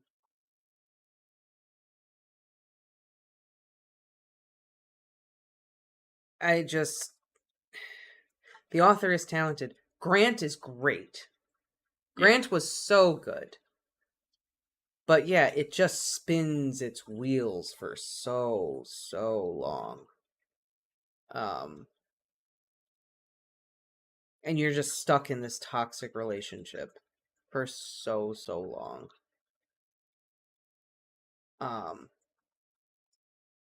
I'm tempted to give it a 4 or a 5. Yeah. Yeah. Okay. And maybe only a 5 just because the writing is really good. And James and Grant were awesome.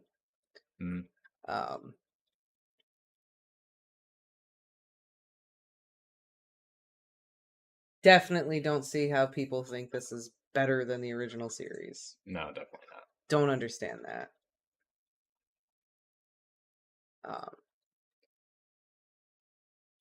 Maybe she did have an editor. I don't know. There was definitely a lot of that they could have just axed.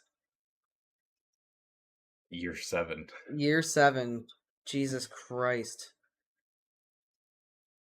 Let's fight, let's have sex, repeat. Let's fight, let's have sex, repeat. So many times.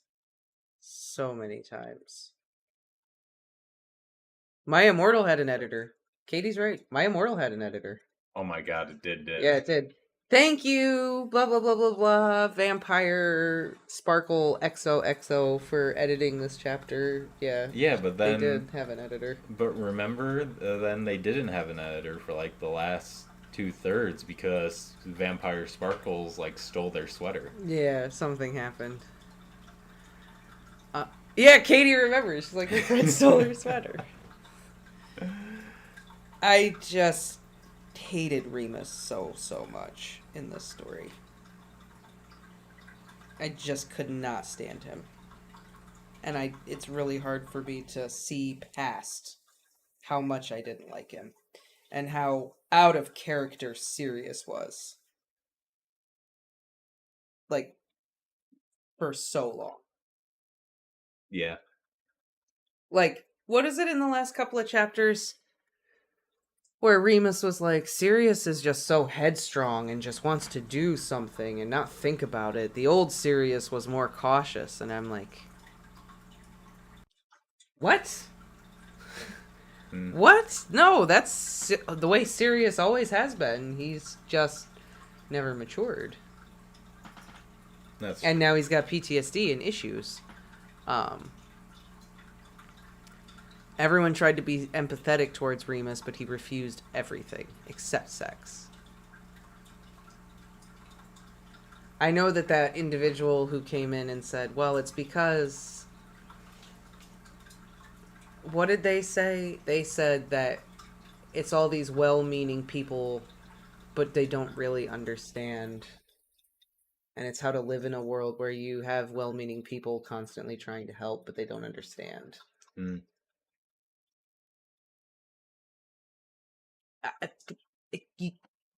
Okay, they're not going to understand because they're not you. But no one gets better on their own, and no one does it alone. You need to have support anyway. Regardless of whether it's like, oh, you wouldn't understand because you're not a gay werewolf. You know, I'm gonna redact my score. I'm gonna give it a 6 because you kind of made me think about this. The werewolf plot was there. I was kind of like about it, but it came to nothing. I'm just thinking now, like, it never served a purpose. What was the point? Yeah, there was never any grand conclusion. I think, like... Was it just to show temptation? Maybe. I think it was just to show, like, the two worlds that he Remus can't really is be in. a part of. Yeah. And this is Maybe the world he something like could that. be in, but... I didn't think about it. Yeah. I'll change my score to a 6.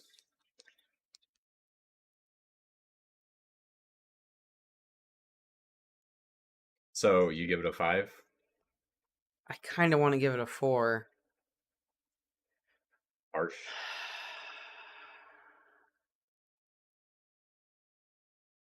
There doesn't need to be a hero... This didn't need to be a hero's journey story.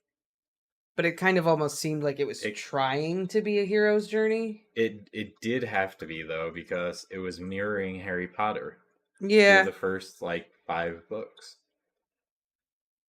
You're gonna do that, you're setting up a hero's journey story.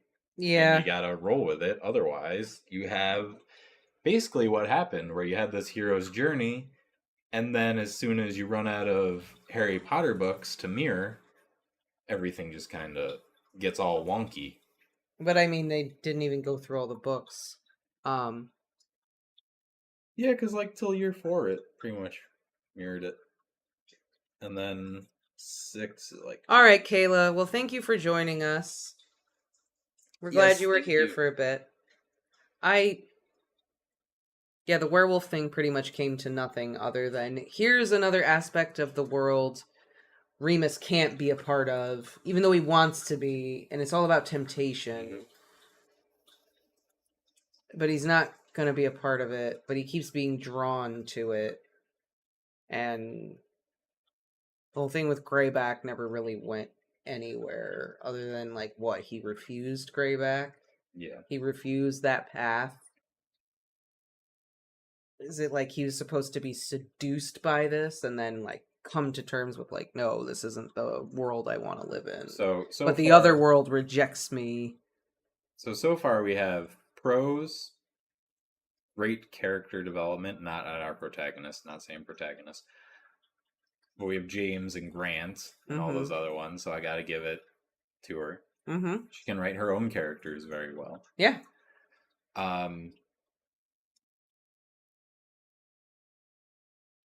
about it. And just Good writing. and good She writing. did mimic Rowling's style very well. She like mimicked Rowling's style very well for a while, and then it just stopped. Until she kind of ran out of books. That's why I'm wondering if Yeah, Lily it was written it well was too. because she was mimicking, or they were mimicking Harry Rowling. Potter. Yeah, maybe Yeah. they need to just find their own style of writing.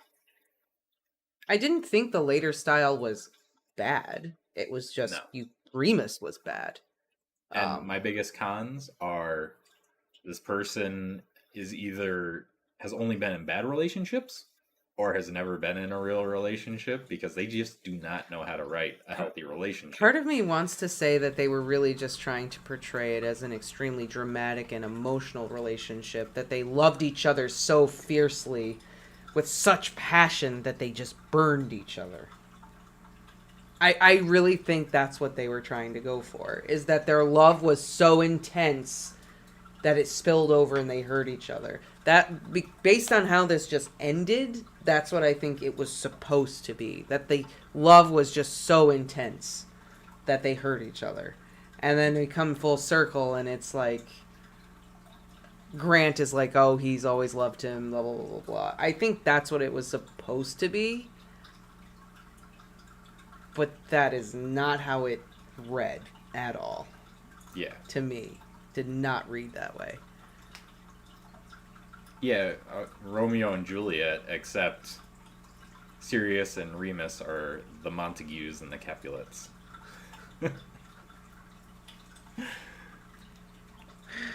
Oh, man. Oh, and James and Lily were our Romeo and Juliet off to the side. Yeah, right?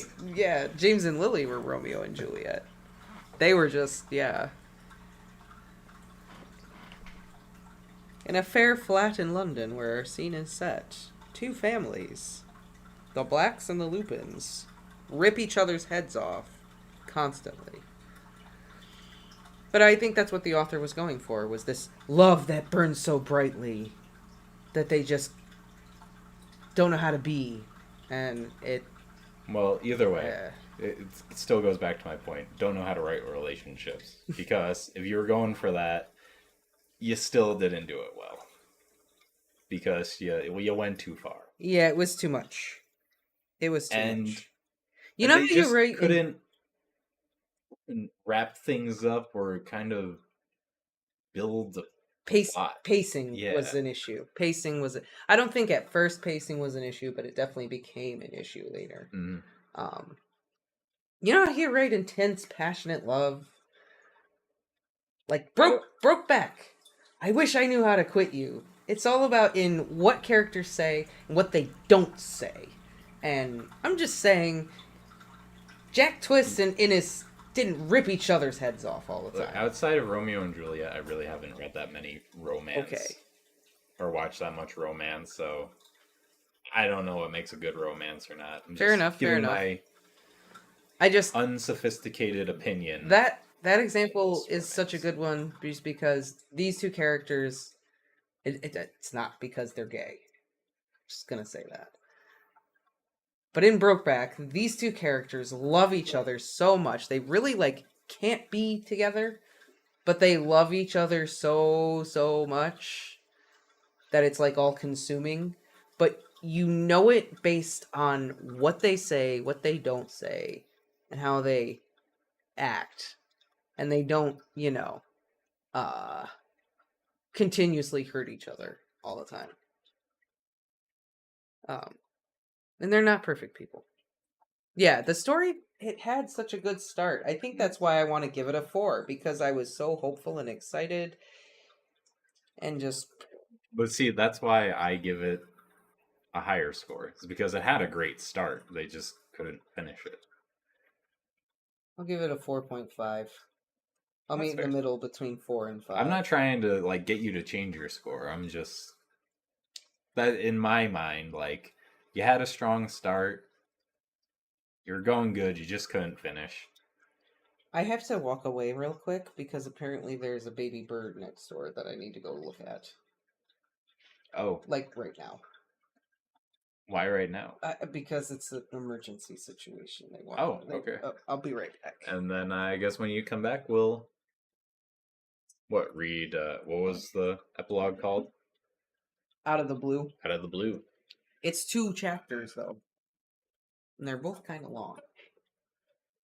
Oh, so is this not the end? It's an epilogue, but it's not like it's like kind of long. I don't know. Okay. We'll see. Yes, save the bird.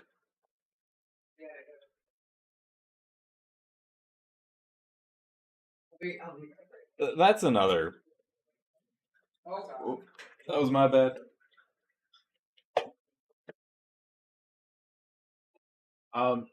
Yeah, that was another reason why I was kind of generous. Is this is just a fanfic? I mean, if this was no, I didn't spill. I just dropped the light. If this was like an actual published book, I would have definitely given it like a 4. Honestly, if this was a published book, I would probably give it more like a 3. But yeah. I mean, for a fanfic, this person just writing in their free time. I think it was good. I mean, as far as fanfics go, I mean, in all honesty, in terms of fanfics, for just comparing it against all the other fanfics, this is probably like an 8.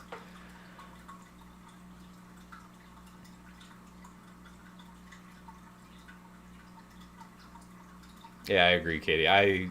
That was a big thing. I was really disappointed. It just ended like it did. It's Game of Thrones all over again. Started so good, and then around 4th year, it just starts going downhill. I know, and someone published Twilight.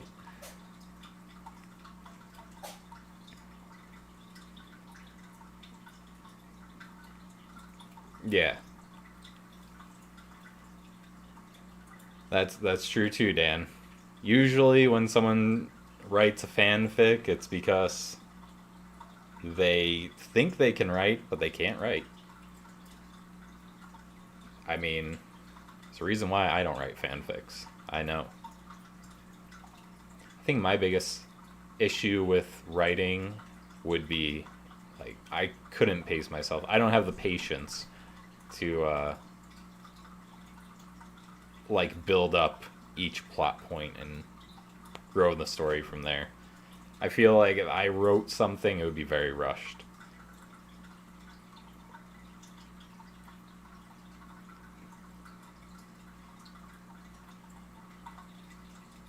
Yeah, that's true, Dan.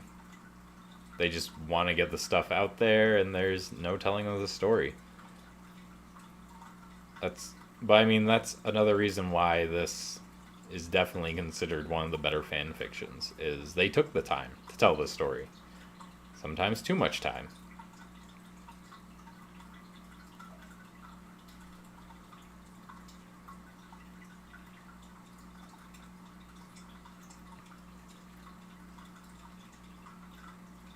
Yeah, Maddie. They just ruined Remus. And it's a real shame because you had all these characters surrounding Remus that were written so well. So obviously they can write characters. I think they overthought Remus, honestly. I think it started out as like a fun thing they were doing. They're just going about it, and maybe more people started reading it and they wanted more, and they got too worried about writing the perfect story and overthought it, tried to do too much with Remus, and it just kind of fell apart there.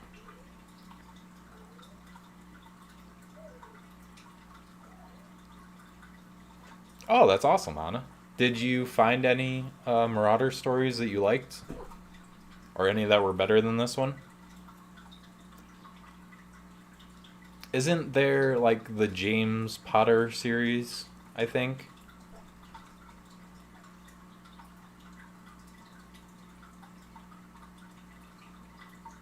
you think there's some... I mean, Remus definitely comes across that way a little bit later on. That, mopey, dickish person, especially with talking to Harry after Teddy's born. Or when Dora is pregnant with Teddy. Or no, he is born at that point, isn't he?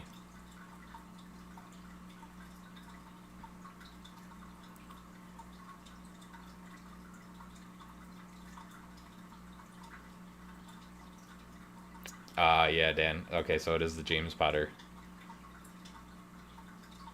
I really liked Remus in the Harry Potter books, too. I thought he was written great.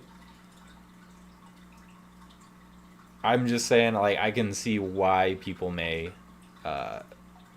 feel like that, especially in the later books.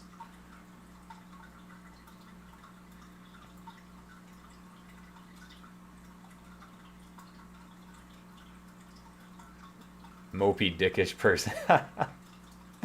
Oh, man. It wasn't meant to be a pun, but, I might have to take that. That is a great pun.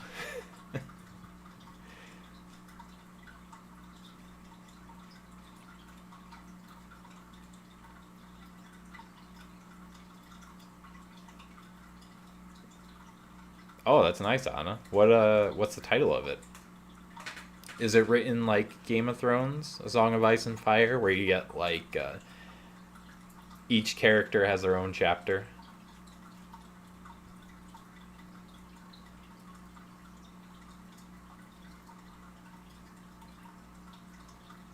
I think it's just the James Potter series, or maybe it's...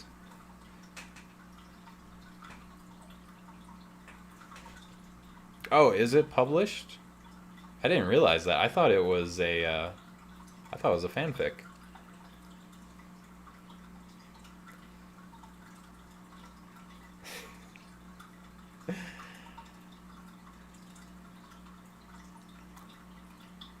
The Last Enemy. Nice. I'm trying to think like how that title would play in. So does it just follow the story of the Marauders, or is it kind of like alternate universe Marauders?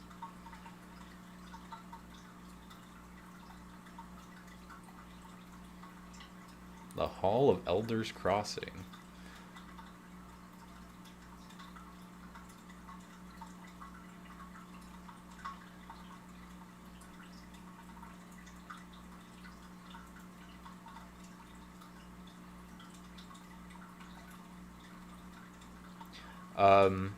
That is something Dan will have to answer, Anna, because I do not know. I've just heard of it. Okay. Thank you, Dan.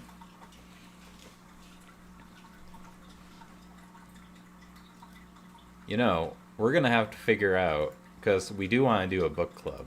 So if you guys have any suggestions of like what books you want to do for book club, let me know. Because we kind of wanted to start that maybe either for... well, it'd probably be this month, or we'll maybe pick the book and then we'll start it like October 1st or something like that. I mean, I know a lot of people wanted us to read the Percy Jackson series. We have that, and I've definitely been interested in reading it.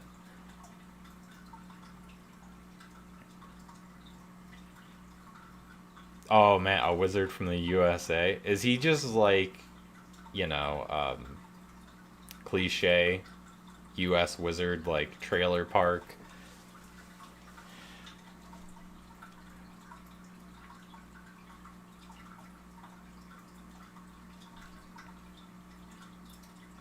Oh, text, that's great. That's amazing. Especially if he has like cowboy hat and everything.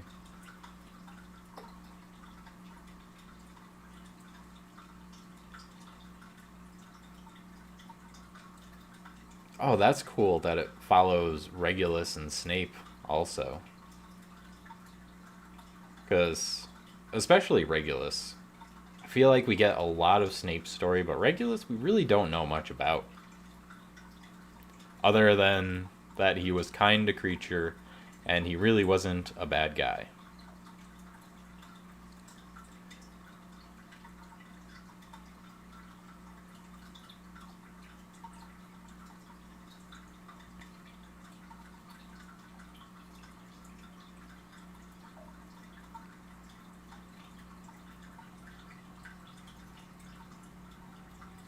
A handheld? What? Electronics don't work at Hogwarts? What is he thinking? Or is he that gifted of a wizard that he somehow broke the spell?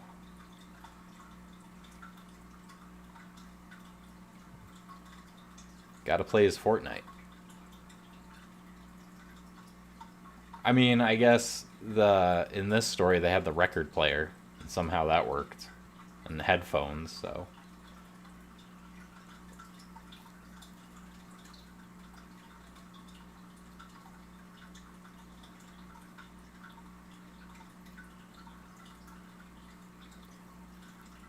oh hey Tom. Oh no worries. It was kind of a last minute switch to Twitch because being owned by Amazon, we could actually like have a watch party and stream it there. So once we found that out, thought it would be much more interesting.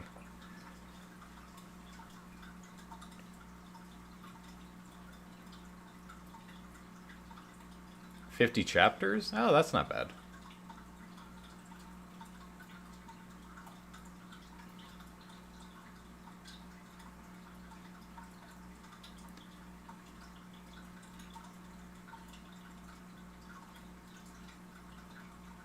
I feel like Andromeda was probably very nice to Creature. I would think.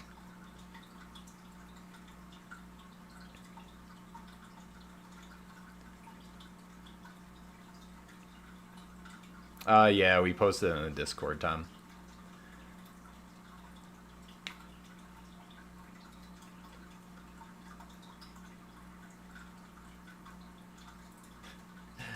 No worries, Dan. I mean, like I said, it was kind of a last minute thing because we didn't really know that we could do the watch party on Twitch until kind of late. And then, obviously, we had some issues with the voice.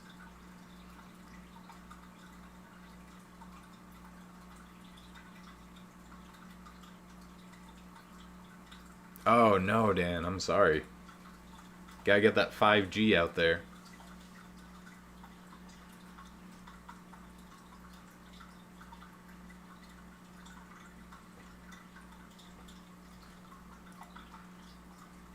So yeah, let's see.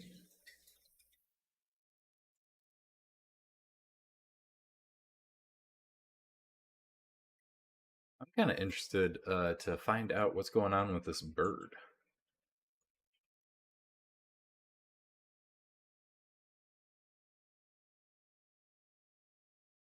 Okay, so it's not just me. I mean, not to get off topic of books, but I've noticed that we recently got like 5G in our area, and yeah, my phone feels a lot slower with 5G than it did with the LTE.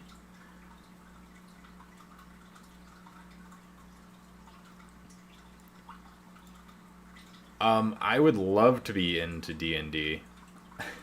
I've kind of like done my research and everything. We just haven't been able to like get a group together. And I know Dan's posted some stuff in the Discord. I've looked through. Like, didn't you create your own D&D world, Dan? Hold on, let me bring it up.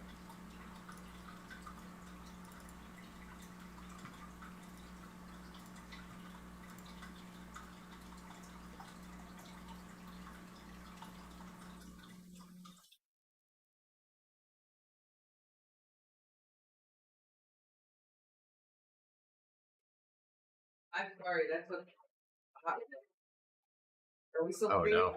Yeah. Okay. I'm sorry. Is the bird okay? Okay, I'll tell you what. Okay. Yeah, I'll tell you a kind of funny story about a bird with me.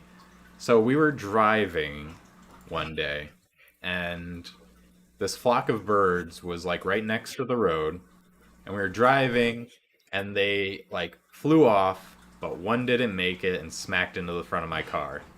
I felt awful, but I figured there's nothing we could do. I just kept driving.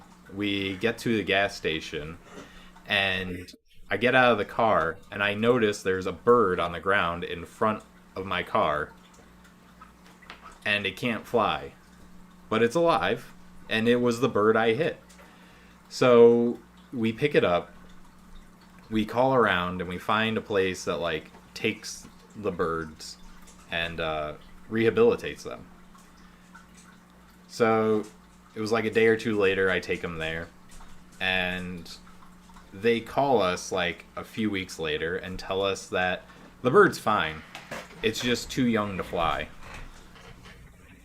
So this bird is the luckiest bird in the world because I hit it going like 50 miles an hour.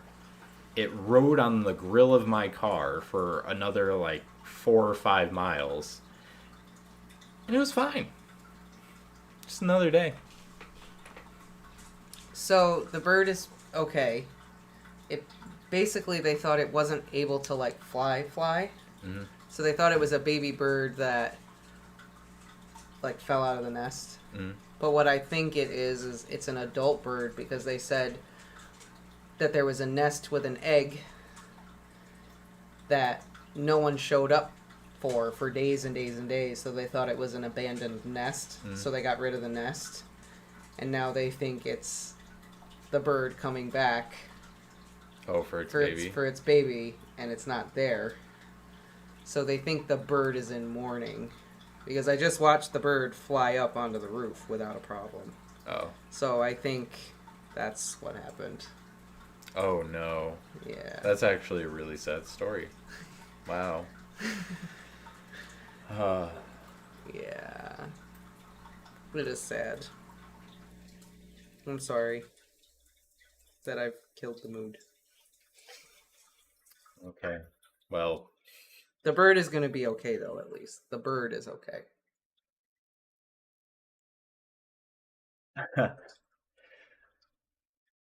well, at least Katie will lighten the mood. Pheasant hit her car once, and feathers flew into the window. Oh, God.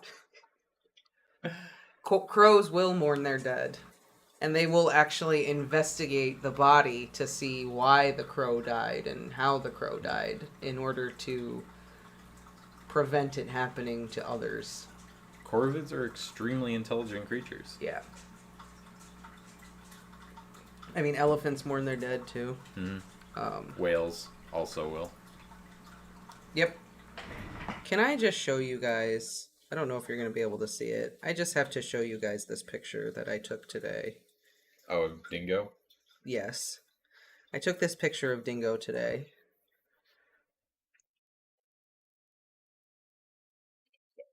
I know, I can't. There you go. Look at him. Get it. There we go. Look at him. Look at that face. Isn't that the cutest thing? Do you want to show off Donut Lord?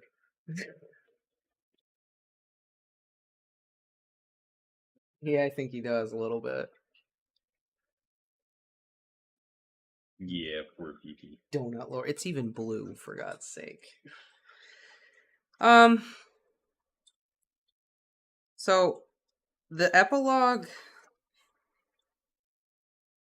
I guess it depends if we want to go to, like, 8:30, because this one chapter is really long. And so is the next one.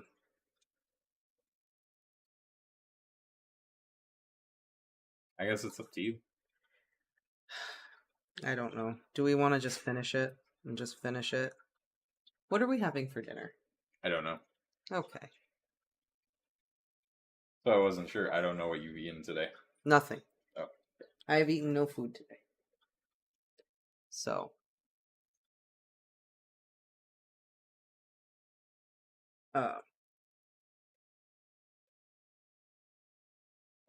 Let's finish the story. Alright, let's just finish it. Okay. Excuse me. Alright. Out of the Blue. Chapter 1. April 2016. Brighton. Oh my god, my hero. Do you have any idea how much I love you? Marcus beamed at Grant as if he was an oasis in a desert, which he sort of was at that moment. Skim milk, no sugar, Grant grinned, squeezing through the crowd and setting down the cup of coffee on the counter. How's it going? Busy, Marcus nodded, lifting the coffee to his lips and taking a few grateful gulps. I know I've got some staff in here somewhere, but I've only seen customers for hours. Jamie should be in a bit, I made him a promise. Good. Atif and John are in the back doing stock, if you want to say hello. How was your morning? Yeah, fine. Paperwork. Rather be here. Grant looked round at the packed shop. Record store day still felt pretty new to Grant, but he was all in for it. If it meant that the shop was busy, at least their finances would stay in the black this month. Grant didn't think he would ever live to see the day that record shops stopped making money, but that was the 21st century for you. Plenty of music shops were closing up for good, but they had no plans to. The place was too special to Marcus. He'd opened it up with his partner John in the late 80s. After John died, years before Grant was on the scene, Marcus had sworn he would keep it open as a memorial. That was one of the things Grant loved about Marcus. He was following through on promises, even if they were soppy ones. He and Grant had met in 1999 on a hugely embarrassing blind date. They had a mutual friend who'd been trying to get them together for ages, apparently. Grant was apprehensive at first. He'd been single for years by that point, and it suited him. But he gave it a go, and thank God he did, because Marcus was, in a word, perfect. Italian looks on his mother's side, and Icelandic blue eyes. Big hands. He was a bit younger than Grant, but age hadn't been a problem. On the date, they talked about music in the 80s, and losing someone you love so much. And then they'd gone home and groped on the couch like a pair of kids. In short, it was love at first sight, and Grant did not usually believe in that sort of nonsense. He gave Marcus a peck on the cheek, then went to poke his head in the tiny stockroom. All right, boys. Two teenagers were sitting on the floor, one sorting through a pile of receipts, scratching his head, the other stamping "Buy one, get one free" labels onto vinyl sleeves. Hiya, Dad! Atif looked up, grinning at him. Grant's heart swelled. It did any time one of his boys called him Dad. They didn't have to. He never asked them to. But he and Marcus had been fostering Atif for 2 years now, since he was 14, and he'd been so much trouble in the beginning that Grant really felt like he'd earned the title. John had only been with them for a month and was a bit younger than Atif, so he just looked up and gave a nod. Grant smiled at him. John was shy and very sweet, until he lost his temper. Having fun? Oh yeah, it's been a proper laugh riot back here, Atif said cheekily. Grant laughed. He loved teenagers. They never bullshitted you. Keep up the good work. You can stop for lunch at 1, come out to the front and I'll spot you some cash. He left them to their work. They liked that, being trusted to be left alone, to supervise themselves. Grant usually found they worked a lot harder. When he returned to the shop floor, Jamie had showed up and taken over the tills. Marcus was standing behind him on the phone, one hand over his other ear to cover the din. Grant gave Jamie a pat on the back and got a scowl in return. Jamie was 17 and nearly too old to be fostered. He'd lived with them for a few weeks a year since he was 12, and each time he seemed to have a new set of issues. But he respected them mostly, and generally did as he was told. Grant helped Jamie, taking over bagging records as they were charged, offering a friendly smile as he handed each bag over. Marcus finished his phone call and tapped Grant on the shoulder. Babe, that was Janine in the office. God, Grant sighed. Another emergency case. Afraid so. 6-year-old. They found him at home by himself. Can't reach his parents. Could be a few nights. 6 is a bit young. Grant frowned, still bagging records. They know we've got 3 in already. He can sleep in the Z-bed in your office, or put Jamie in with... I ain't moving rooms, Jamie grunted, not even looking up from the till. Marcus and Grant shared a look. Grant shrugged. "Z bed it is then. You want me to go?" "I will, I've got the car keys. You okay holding down the fort?" "With Jamie here? Absolutely." Grant grinned, patting Jamie on the back again. The teenager shrugged him off, but Grant saw him smile too. They got on for a bit. The card machine was on the blink, but Jamie was the only one who knew how to sort it out anyway. He'd set up their Wi-Fi too last year, and Grant still had no idea where the router was. It was a very pleasant way to spend a Saturday, he thought happily. Spending time with the boys, enjoying the madness of 200 hipsters down from London filling up the shop. It was like Carnaby Street used to be, noisy and colourful and full of young people. Then out of nowhere, "Very funny, Lupin!" a girl's voice giggled near the back of the shop. Grant froze, all of the hairs on his arm standing up. Jesus Christ, it was like someone had walked over his grave. He shook himself. He didn't want to think about graves. But that name, it was hardly common. He peered across the shop, but it was too busy to make anyone out. He'd left his glasses at home. Marcus was always on him to sort out laser surgery, but when would Grant have the time? It was awful getting old. "Oi!" Jamie was nudging him with the toe of his trainer. "Oi, you listening to me?" "Sorry, mate, what?" Grant shook his head. "I said, can you take over? I need a piss." "Yeah, go for it." Grant nodded, still a bit distracted. The teenager rolled his eyes and plodded off into the back room, muttering something about Grant going senile. Grant cleared his thoughts and smiled at the next customer. "Find everything okay?"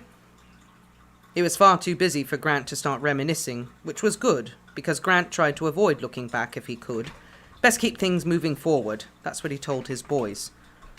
He served the next 5 or 6 customers with ease, keeping an ear out for any commotion in the stockroom, and ticking over a list for the new boy in the back of his mind.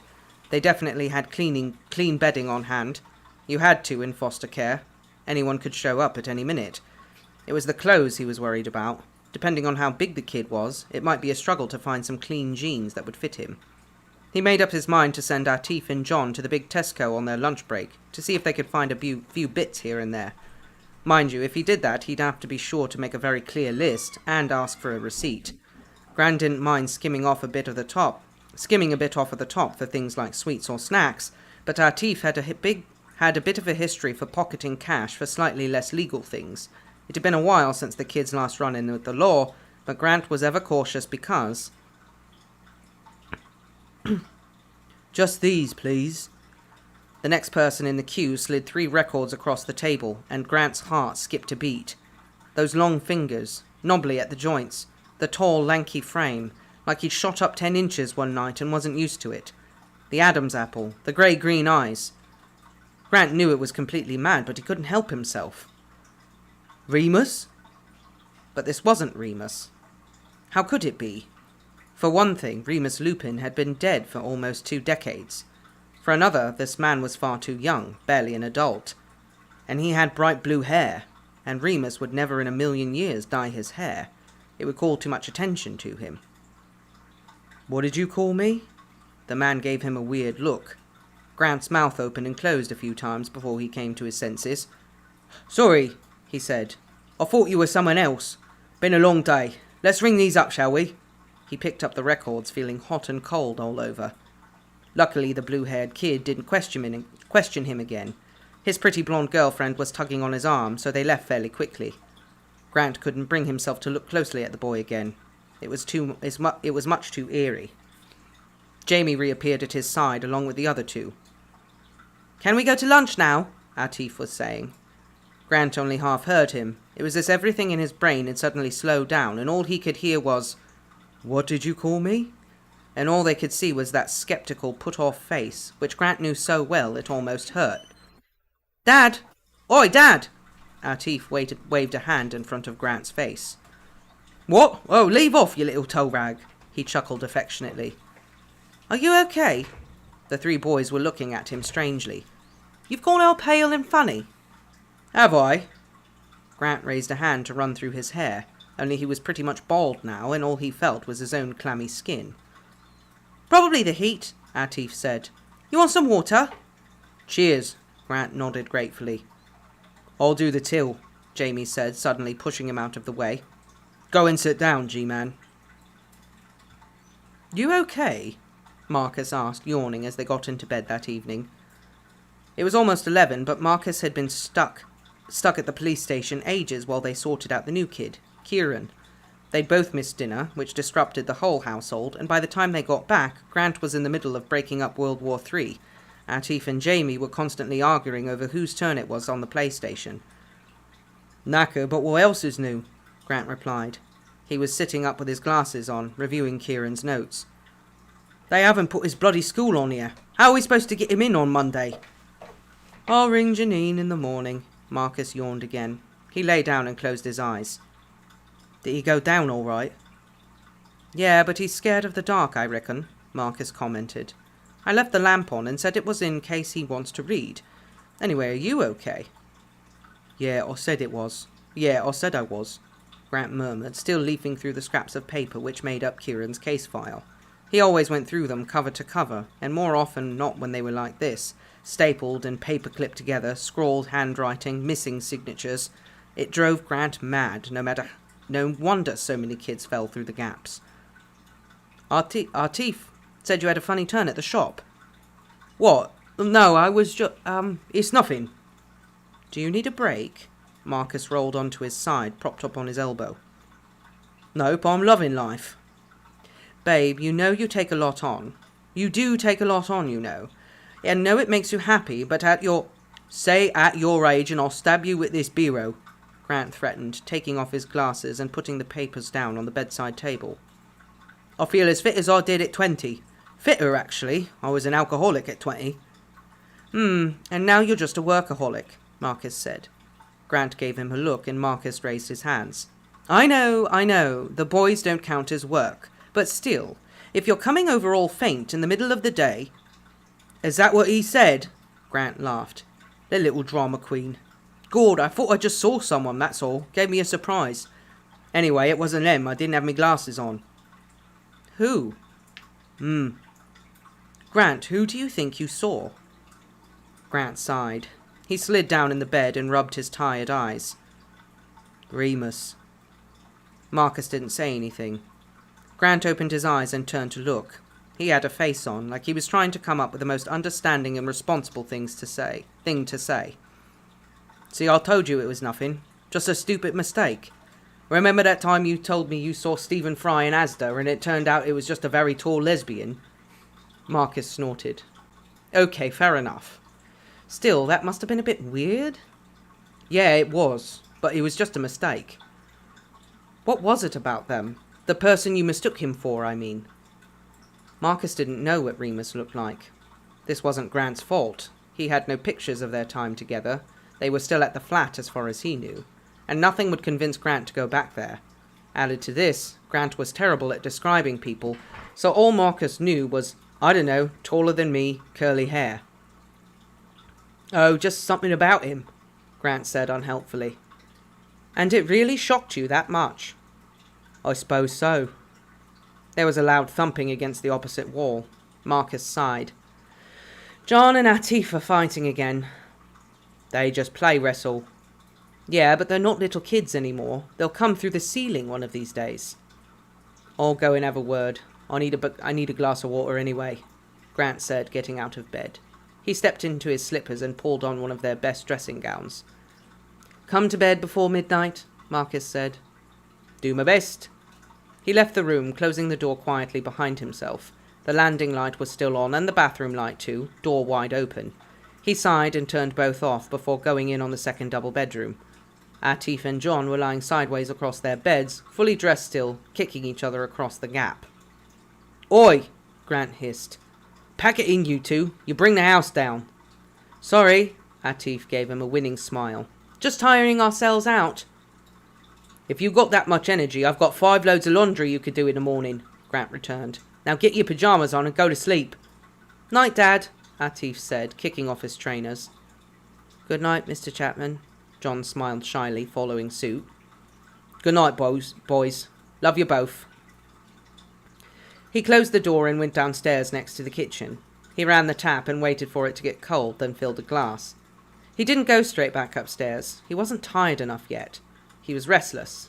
He needed to have a proper think about that kid in the shop earlier, but he also wanted to pretend it never happened, which was a trademark Remus Lupin move. Grant leaned against the kitchen counter and realized he had not thought about Remus in a very long time, maybe even a whole month. He could see the moon right through the kitchen window, beyond the apple tree in their back garden. A shining silver crescent. Would have been no bother for Remus, that. Grant wasn't sure if it was waxing or waning. He'd stopped tracking that years ago. There were still some pretty decent memories attached to it, though. Not many people had been lucky enough to shag a werewolf the night before the full moon.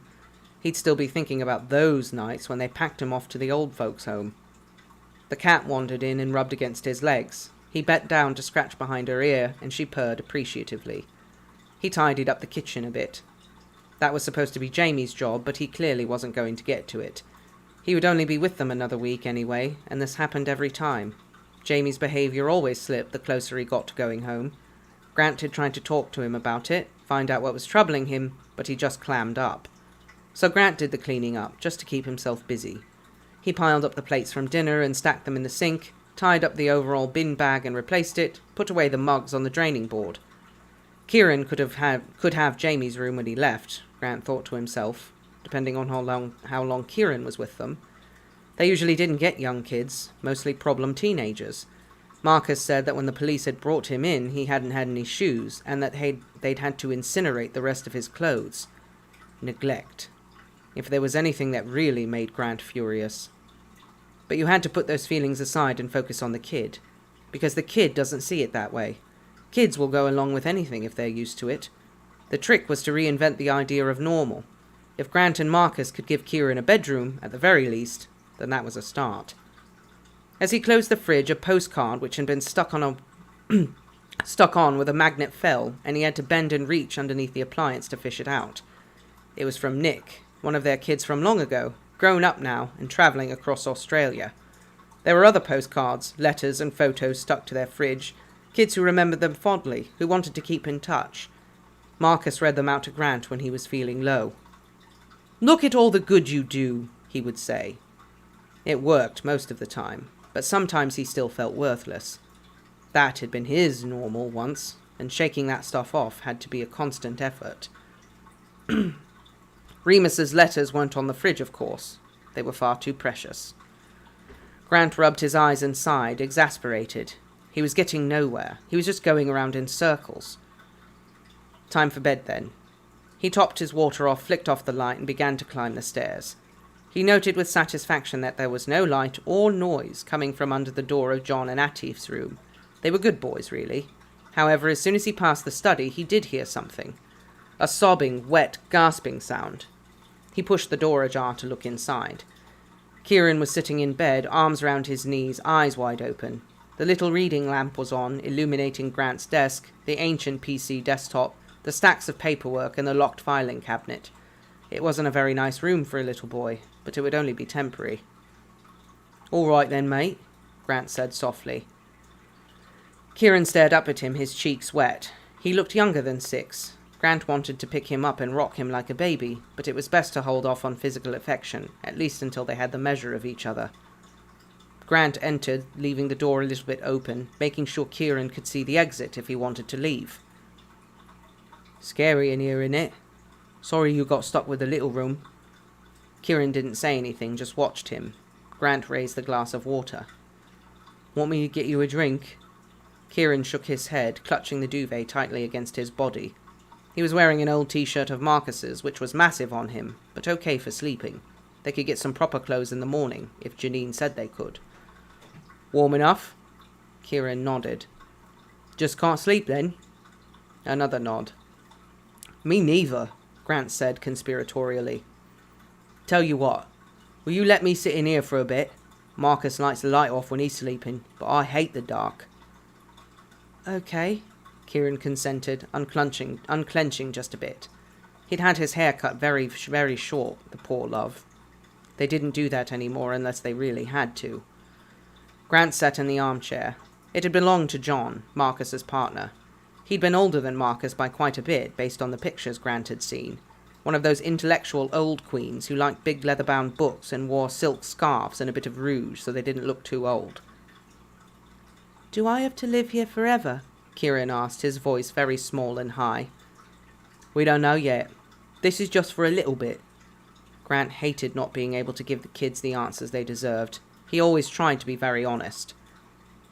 Will they send me to jail? No, mate, you're not in any trouble. Who are the big boys? Are you their daddy? No, me and Marcus just take care of them, because their mummies and daddies can't. Like you, he smiled. Why do you do that? Because when I was very little, my mummy wasn't very good at taking care of me either, and I got in lots of trouble all the time, and it wasn't very nice. So I want to help other boys now. I don't like it here. I know, mate, it's not home. Like I said, you might not be here very long. No, I like this house, Kieran said. But I don't like this room. Oh, I see, Grant chuckled. Why's that then? In there. Kieran pointed under the desk. There was nothing there but darkness and shadows. There might be a dog, and it might bite me.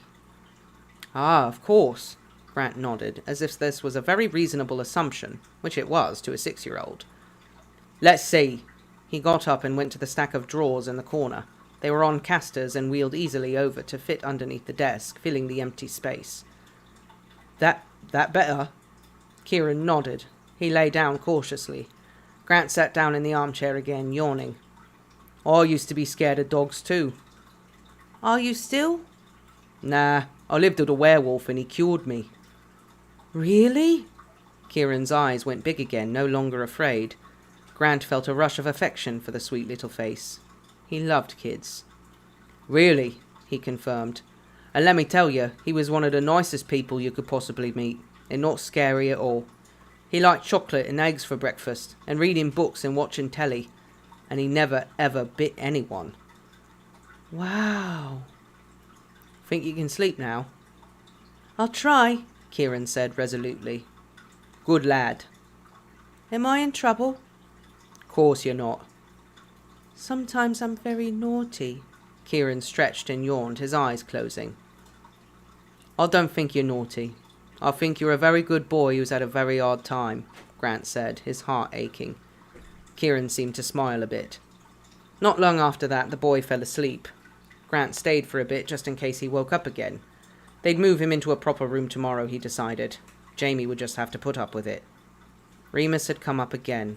For the 100th time that day, it seemed. Bloody hell, Grant thought to himself. We are in a nostalgic mood, aren't we? As he wasn't sleeping, he thought he may as well give in to it. He leaned down to the bottom of the bookcase very slowly, so as not to disturb Kieran, and pulled out a shoebox from the lowest shelf. Opening it in his lap, he bit his lip. All his Remus stuff. Not very much, just a few letters and some scribbled down addresses and phone numbers, the takeaway menu from their favourite Chinese restaurant, and a book of matches from Remus's first gay bar.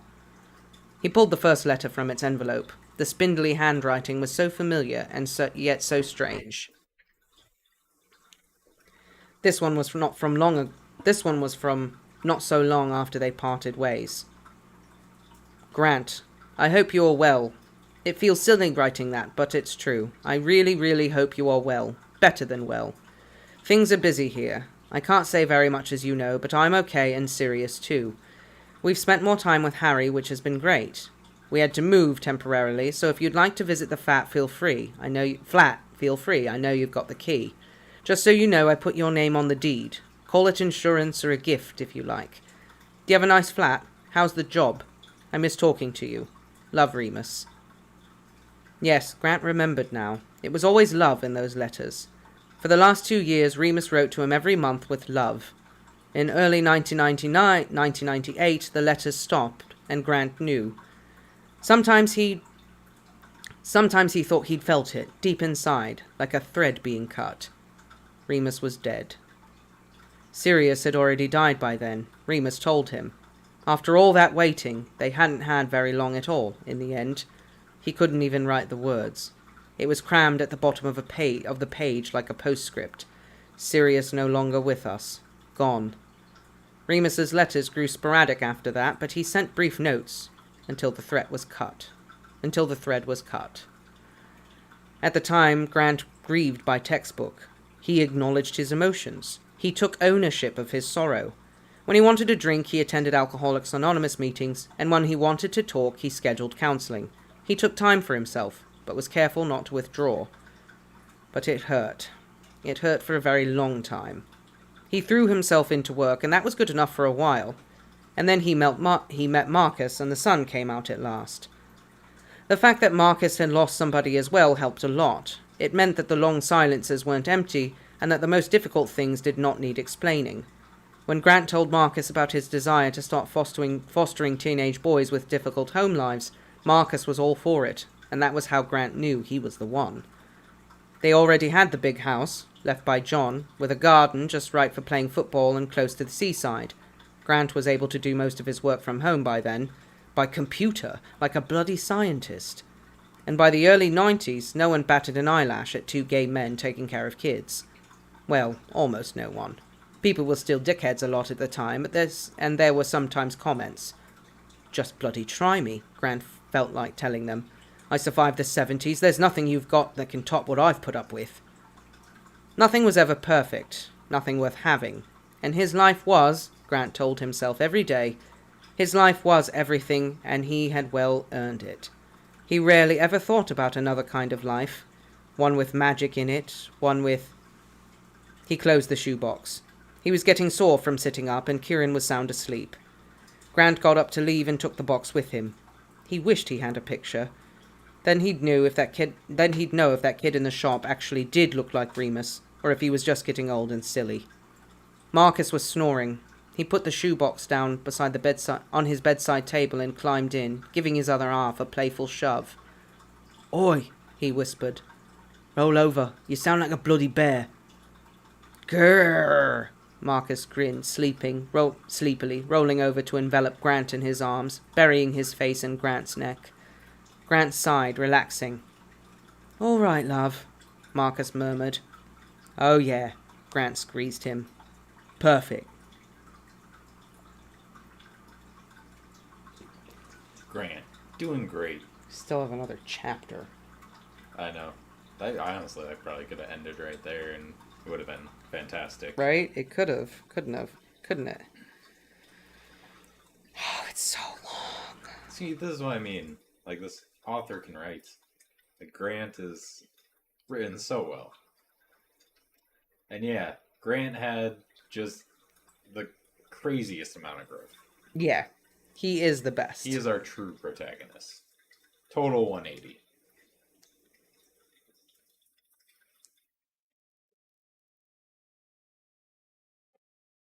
It just makes us prove that the author was out to make us hate Remus. Right? Author can't use that, "Oh, I just didn't know what I was doing." Oh yeah? Why'd you write him so well? Right? Grant is great. Grant is just... This is the life he wanted. Mm-hmm. That he always wanted. And he has it. And it's so good. He has this house by the sea. Better not be something terrible happens to him in the next chapter. I almost want to just say screw it and end on this. Like, no. Everything was fine for Grant. Grant's life is perfect. Moving on. I just am like, it's going to be another 20 minutes just to read this next chapter. Mm-hmm. Oh.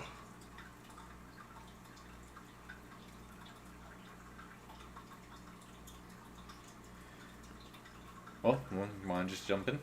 Let's just do it. Let's just finish We it. only got one chapter. I know. Let's just finish it.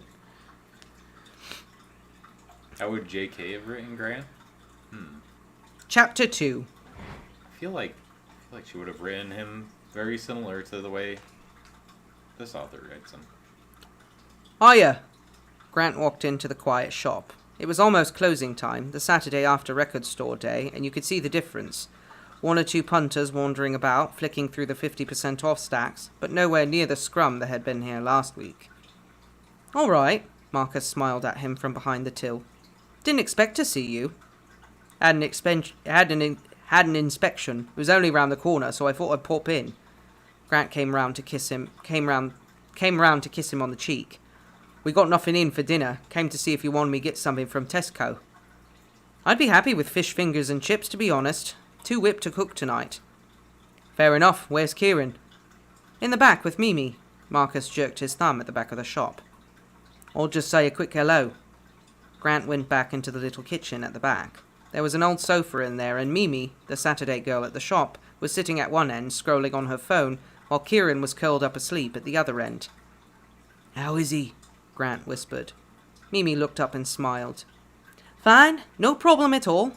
Cried a bit when Marcus went back to the shop floor after lunch, but I think he's just a bit clingy. I distracted him. Nothing wrong with crying. Grant went over and brushed the little boy's hair out of his face. He just needs a cuddle and a bit of reassuring, that's all. Kieran cried often, and it was true. He'd grown quite clingy over the past week. His teacher at the school they'd enrolled him in sent a note home after the first day. Kieran is a bit weepy, something to keep an eye on. Sure, he'll toughen up. Marcus had to stop Grant from marching right into the classroom to give the woman a piece of his mind. Bit weepy, as if that were any surprise after what that kid had been through. When were they going to stop pretending that little boys didn't have feelings? Just give Marcus a shout if you need anything, love, he said to Mimi. Thanks a lot. I know it's not your job to babysit. He's a lot less work than the customers, Mimi grinned. And cuter. Heard anything from the lawyer yet? No, it's early days. Grant shook his head. Kieran's mother had been found 2 days after he'd been placed in foster care. She was barely an adult herself and in no state to look after him by the sounds of things. She'd been brought into A&E after an overdose, and though she was recovering, she'd apparently mentioned wanting to give him up. It was Marcus who suggested following up on an adoption order. They thought about it more than once over the years, but it was a difficult and drawn-out process, so Grant didn't like to get his hopes up. Still, they were taking steps, and if the mother really meant it, then their caseworker thought it looked pretty positive. He left Kieran sleeping and went back out to the front. I'm off then, he said to Marcus on his way. Oh yeah, before you go, I've got a bone to pick with you, Marcus said, smirking. You got a boy toy or something? Huh? Grant squinted, confused. Marcus laughed. Had some kid in here looking for you. Didn't know your name, but he knew what you looked like all right. He was tall, blue hair. Grant's insides twisted. No, doesn't ring a bell. One of our thief's mates. God knows, Marcus shrugged. See you at home then. Yeah, won't be long. He left the shop and started walking in the direction of the nearest Tesco. He didn't feel right. He felt on edge. Why was the blue-haired kid looking for him? Not that there weren't plenty of young men with blue hair in Brighton. It could be a coincidence. He bent his head and pushed forward. He just made up his mind to go to the Chippy instead of Tesco, where he became aware of someone shouting from the other side of the street. Excuse me, sir. He stopped and turned. Excuse me, excuse me. The young man was jogging up to catch him. It was him. Grant stopped still and straightened up as he approached. It was uncanny. He even had the same rangy gait as Remus had, and when they were face to face, he had the same shy smile. Sorry, I didn't mean to chase you, the blue-haired boy said. I've only been sitting in that cafe for 5 hours, hoping you'd come back. He was 10 times better spoken than the Remus Grant had grown up with, who was pure Essex after years of private school. Can I help you? Grant asked warily. You called me something last week in the shop. Grant didn't know what to say. You called me Remus, didn't you? The boy pushed. I'm sorry, Grant said, wanting to back away. I don't know what I was thinking. He was my dad. Christ on a bike. He'd known sort of, but he hadn't believed it. He didn't know what to say. The kid scratched his head. Oh, Remus, and looked bashful. You knew him, right? You must have. I mean, how many Remuses are there? And I've been told I look a bit like him. You do, Grant said, his mouth dry. Spitting image. The boy's face lit up. His nose wasn't quite right, Grant noticed. It was a bit shorter, more turned up. That made it easier to look at him. Do you know my mum, too? That stung like a dart. He hadn't been expecting that. Obviously, the kid had come from somewhere, but still. No, Grant shook his head. He tried to smile. She must have been after my time. Look, can we get coffee or something? The kid asked, earnest, hands in his pockets, bobbing forward on the balls of his feet. I know this is weird, but if you can tell me some stuff about my dad. I dunno, Grant said. It was a long time ago. That's even better, the boy said. Most people only knew him for a little while. I don't know if you knew, but a lot of his school friends died. I knew, Grant said grimly. And when did he? Oh, 1998. The 2nd of May. Grant nodded. That sounded about right. That was about when he'd started hurting. His eyes welled up unexpectedly after all these years. The kid looked concerned.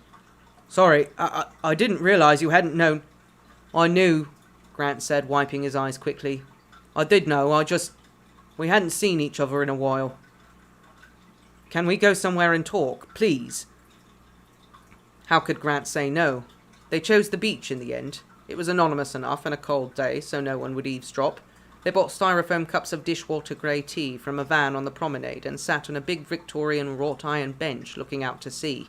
Grant made a quick call to Marcus on his mobile. Hi, darling. I've been called out for work. I won't be too late. Will you be okay with the boys? Good. No. Yeah. All right. See you later. Love you too. The kid waited patiently. Grant put away his phone, feeling sick for lying to Marcus. Sorry, just checking in. How many kids have you got? 3 at the moment. We foster. That's cool. Sorry, I didn't even ask. What's your name? Teddy. Edward, but everyone calls me Teddy. Grant. They shook hands. He was wearing black skinny jeans torn at the knees, his legs impossibly long. His bright blue hair piled up in loose curls at the top of his head, the sides buzzed short, and he wore a red checkered shirt, buttoned up neatly. He was a lot trendier than Remus, who had dedicated himself to corduroy at an early age. How old are you? I mean, when were you born? 1998. I was only a baby when Mum and Dad... God, your mum too? Sorry. I'm proud of them, Teddy said, raising his chin slightly. I didn't know Remus had married. It was a small wedding. There was only one picture. Teddy reached out into his pocket and pulled out a wallet. He opened it and offered it to Grant. Grant knew it would hurt, but he forced himself to look. One of those magic pictures, it moved. There was Remus, almost as Grant remembered him, only more tired and more skinny. The smile was genuine, though. He was beaming out of the photograph, eyes crinkling the way they did when he was happy. The young woman, very young, actually, had a cute impish face and the same short, upturned nose as Teddy. How did that happen, my darling? Grant thought to himself. She must have been something else. Then he saw the date on the back. 1997. They got married after Sirius died, Grant said, half to himself. It made a bit more sense. Sirius Black? Teddy sounded surprised. Yeah, I suppose they must have. I think he was killed in 1996. Did you know him too? Only a little bit. I'm actually a bit related to him, through Mum. Grant nodded as if he found that interesting, but he just didn't know what to say. So, he said a bit shakily, what do you want to know? Oh, anything, Teddy said, his eyes bright and keen. They had looked greenish-brown last week, but Grant was surprised to see that today they appeared much more blue, almost as bright as his hair. Trick of the light, maybe. I hardly know anything about Dad. I just want to know what he was like. People say he's quiet. He could be, Grant smiled fondly. But sometimes he was so loud, even when he wasn't talking. And he liked talking. He was funny. Jesus Christ, was he so funny. And bloody clever. Bit of a smart-ass, actually. Really? Yeah, arrogant tosser. He was always right, too. Drove me mad. His phone went off again, and he checked it quickly. It was nothing too important. A text from Marcus saying he was home. Sorry, Teddy said. Does your wife want you home? Husband, Grant said without thinking as he slipped his phone back in his pocket. Oh, shit, sorry, Teddy blinked. I shouldn't have assumed. It's fine, Grant shrugged. He spent half his lifetime making that correction. And he don't need me home just yet. It's okay. So, where did you meet my dad? Muggle school? Blimey, he hadn't heard the M word in a while. St. Edmunds, he said. That's where your dad grew up before we went off to that school. It was a place for boys who had problems. Behaviour stuff. Do you know about it? No, Teddy said, looking troubled. He didn't have parents either? Grant felt terrible. Why did this fall to him? Why did he have to be the one to explain this bit of Remus? It was just typical. He always had to clean up the mess. His dad died, killed himself when he was little. His mum couldn't cope, so he got packed off too. There was nothing wrong with him, understand? Grant explained quickly. I reckon he was only there because...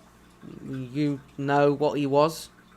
He was a werewolf, I did know that, Teddy nodded seriously. Right, Grant nodded, relieved.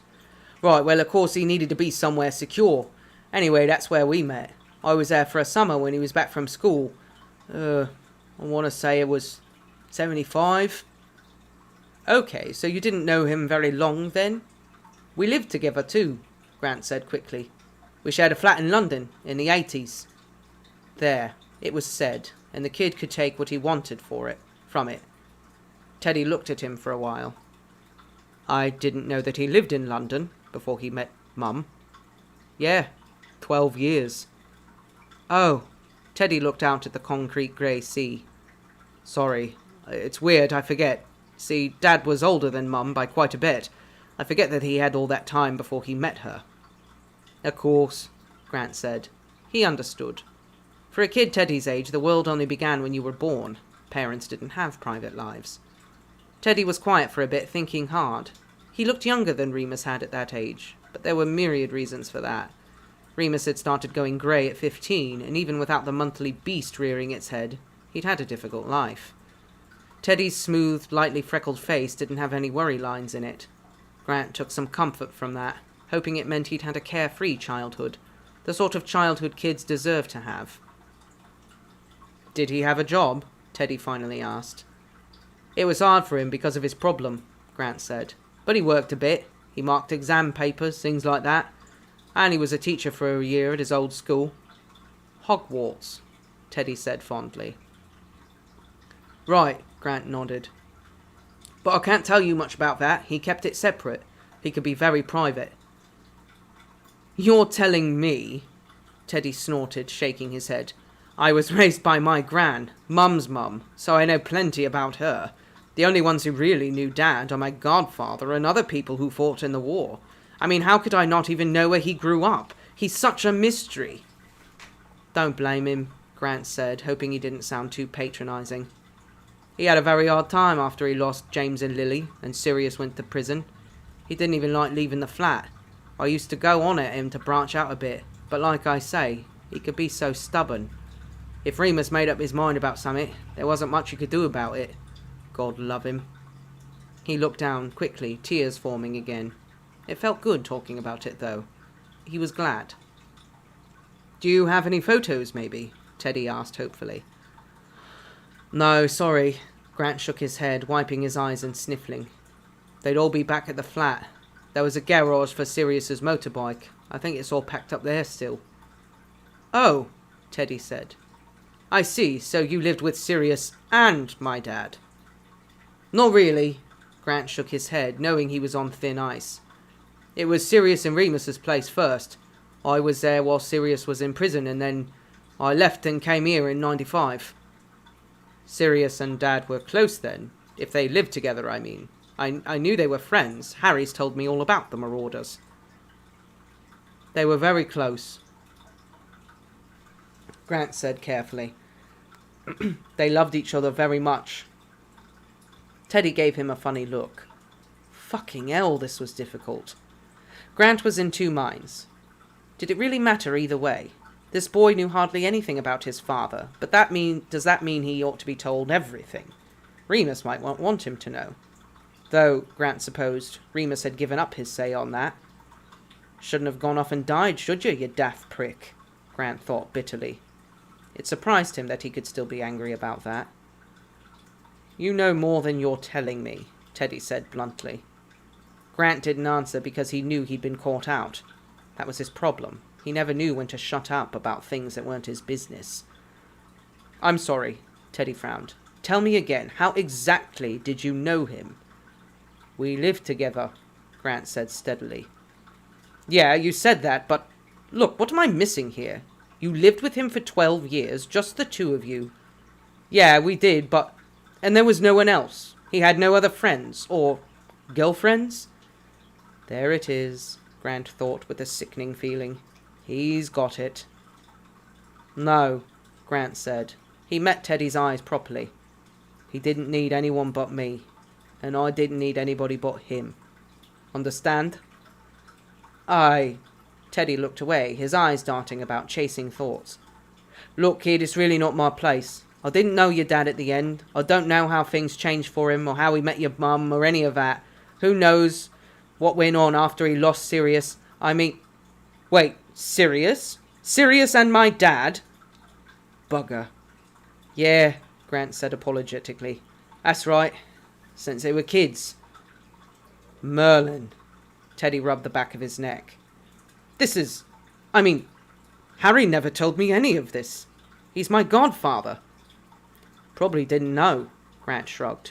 Like I said, Remus was very private. There wasn't any excuse for it. This had always been the problem with Remus. Too many different faces. If you ask 100 people who knew Remus to describe him, you'd probably come away thinking they were talking about 100 different people.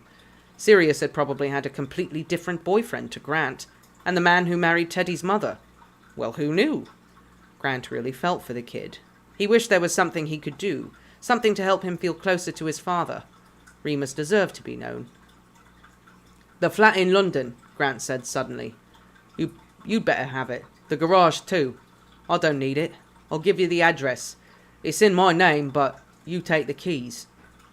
You don't have to. Sell it or keep it, whatever you like, Grant said, keen on the idea now. He'd been hanging on to it for sentimental reasons, but he never planned to return. Remus's son ought to have it. That was right. That was proper. He went in his pockets for the keys and scribbled down his name and 2 addresses on the back of an old receipt. There, that's the flat. Might be some magic on it, I've got no idea. Maybe take someone with you. And that's me, Grant Chapman Scott, case you need me to do any legal stuff. Though I suppose not, eh? You've got your own system. Yeah, look, are you sure? He'd have liked you to have it, Grant insisted. Honestly, it was never mine, and he had a lot of happy memories there. He really did. They got up to part ways shortly after that. Teddy shook his hand again. He was so polite and well-mannered. Grant thought Remus would get a real kick out of that. Can I, stay in touch? He asked shyly. Yeah, Grant said, surprised. If you like. No owls, though. Teddy laughed. I've got a phone, don't worry. Thank you for talking to me. Sorry for the nasty shock. No, I mean, it's a surprise, but not a nasty one. Actually, it's kind of nice. He feels a bit more real now. I had this tortured war hero in my head. Oh, he was that too, Grant chuckled. They both smiled at each other, and Teddy's eyes crinkled at the corners. They looked green-brown again. He'd have liked the hair, Grant said suddenly. He'd have loved you all over, but he'd have thought the hair was very cool. Teddy's eyes brightened a bit, and he looked down, rubbing the back of his neck. Thanks, Grant. It was nice to meet you. He walked away, and Grant watched him, and for a moment he let himself pretend. Oh, my darling, he thought. I don't half bloody miss you. 1 month later. Dad, look what I drew! Grant, where did I leave my keys? Oi, Dad, can me and John go down to the beach? Bloody hell, you lot, give me a minute. Grant closed the front door behind himself. He wasn't annoyed, though. He was home. It was loud and messy and crazy, but it was his. He accepted the picture from Kieran first, of a big hairy-looking animal with sharp teeth. It was smiling and reading a book. Wow, he said, kissing the top of Kieran's head. Another work of genius. Straight on the fridge, I reckon. I've got your keys, babe. Sorry, left mine at work. He tossed the car keys at Marcus as he entered the kitchen, then addressed Atif. You can go to the beach, but be back before it's dark. And no trouble, hear me? He gave the 2 teenagers a stern look. They promised and ran upstairs to get ready. Cup of tea? Marcus called. My hero. Grant slumped into the sofa, exhausted. There was some post for you. It's on the coffee table. Grant sat up and looked over to pick up the cardboard box sitting on the top of all of Kieran's discarded masterpieces, John's geography coursework, and 6 months' worth of newspapers. The name and address were handwritten, but Grant didn't recognize it. Maybe the bicycle helmet he'd ordered for Kieran, but it was a bit heavy for that. He tore it open haphazardly and then gasped when he saw inside. Photographs. Pictures he hadn't seen in years and years. Some he'd forgotten altogether. They were all a bit of a jumble, big and small, black and white and colour, some still in the envelope from Boots' photo counter. A little note was neatly folded on top, written in dark green ink. Grant, I found these at the flat. There were a few I thought you'd like. There are records, too. Dad had good taste. You were right, he had a lot of happy memories here. It looks like you did, too, and it felt unfair to keep everything. Best wishes, Teddy Remus Lupin. Grant's eyes welled up as he sifted through all the photos. They were like treasure. There was him in his football kit when he'd played on that London team. Remus had taken it, to make fun of him mostly. Grant was sticking 2 fingers up at the camera, laughing. Another photo was of their living room the night before a demo, all of the old socialist crowd leaning over placards and with poster paints, and Remus coming in from the kitchen with a tea tray, giving that wry smile, head down. One Grant remembered taking on his way to get the photos developed. He'd needed to use up the last one in the camera roll, and was standing outside the flat. He called up to Remus, sitting half out the windowsill above, smoking a cigarette. In the picture, Remus was peering down at him, fag between his lips, eyebrow raised. Pure sarcasm. There were Christmas trees and birthday cakes, and walks through Regent's Park, Grant's university graduation, and even a lazy Sunday morning in bed. And every face Remus had ever had, the gravity of him, and the lightness of him. Grant shook his head, wiped his face on his sleeve, and called out, Marcus? Yeah? Babe, come here.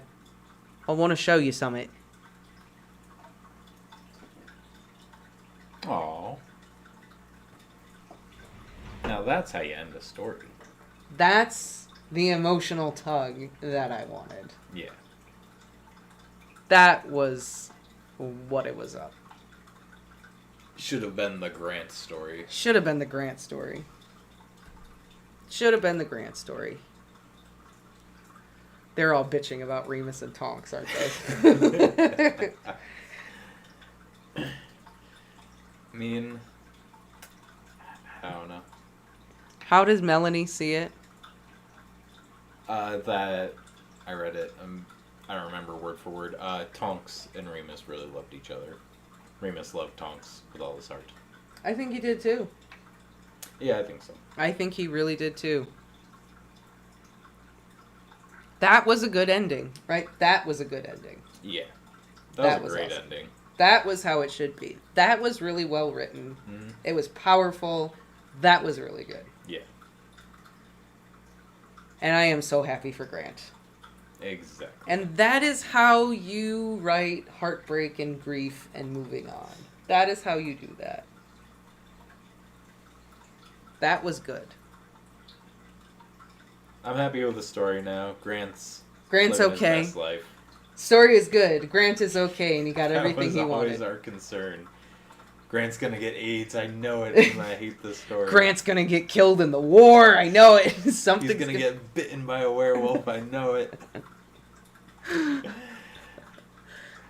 But nothing bad happened to Grant. He got abused a No. little bit, but nothing bad happened to Grant. That's right. Ugh. Remus wasn't in the epilogue. That's why it was good. Yeah. I liked the little mention of Harry. That was great. Harry being his godfather and all that. Harry Yeah. never told me that. Dude, Harry didn't know. Trust me. Harry had no idea. Harry didn't know a lot of things.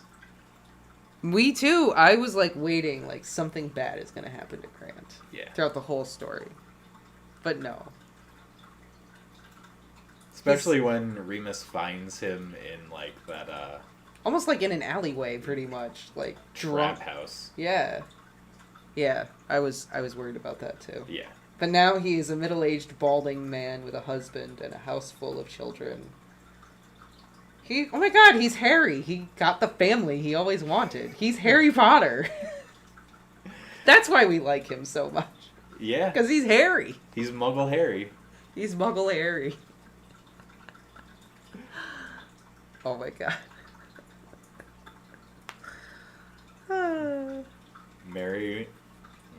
Harry without the magic. But all the power of love. Right? Yeah, right?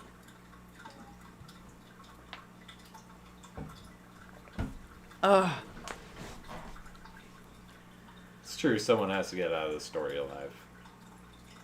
Yeah. Someone's got to make it. Good Whatever thing. happened to Chris?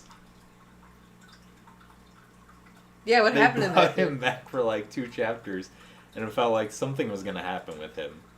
But he was just there to show that he was still closeted and like living this double life. I think that was the point. Yeah. To show that he couldn't do it. Yeah. He just couldn't break out I of mean, it. that's fair. I guess I just would have liked more Chris. I thought he was a decent original character. Yeah. Well, I mean, no, Grant. It's Dan. Grant will always know love and friendship, and he feels happy for him. Very nice. Very nice, Dan. Magic transcends the wizarding world and bleeds into the Muggle. This epilogue almost makes you feel a certain kind of way about Remus, but he's just so awful in the story. Like, I love how Grant is even, like, sad that, he didn't get that much time with Sirius. Like, he just died. Yeah. And he feels bad for him. And yeah, Tonks must have really been something else to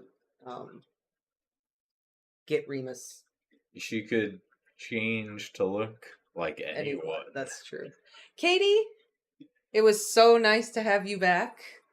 We're probably not going to stream for very much longer anyway, because it's 8:30. Yeah, you so gotta eat. I gotta eat, so... I know it's late for you, so have a great night. Have a good night. We'll chat soon.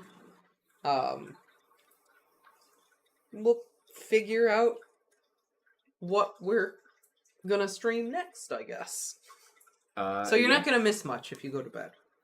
Well, it's again to be the fall season, so I think we should get in the spooky mood. Spooky season stuff? Yeah.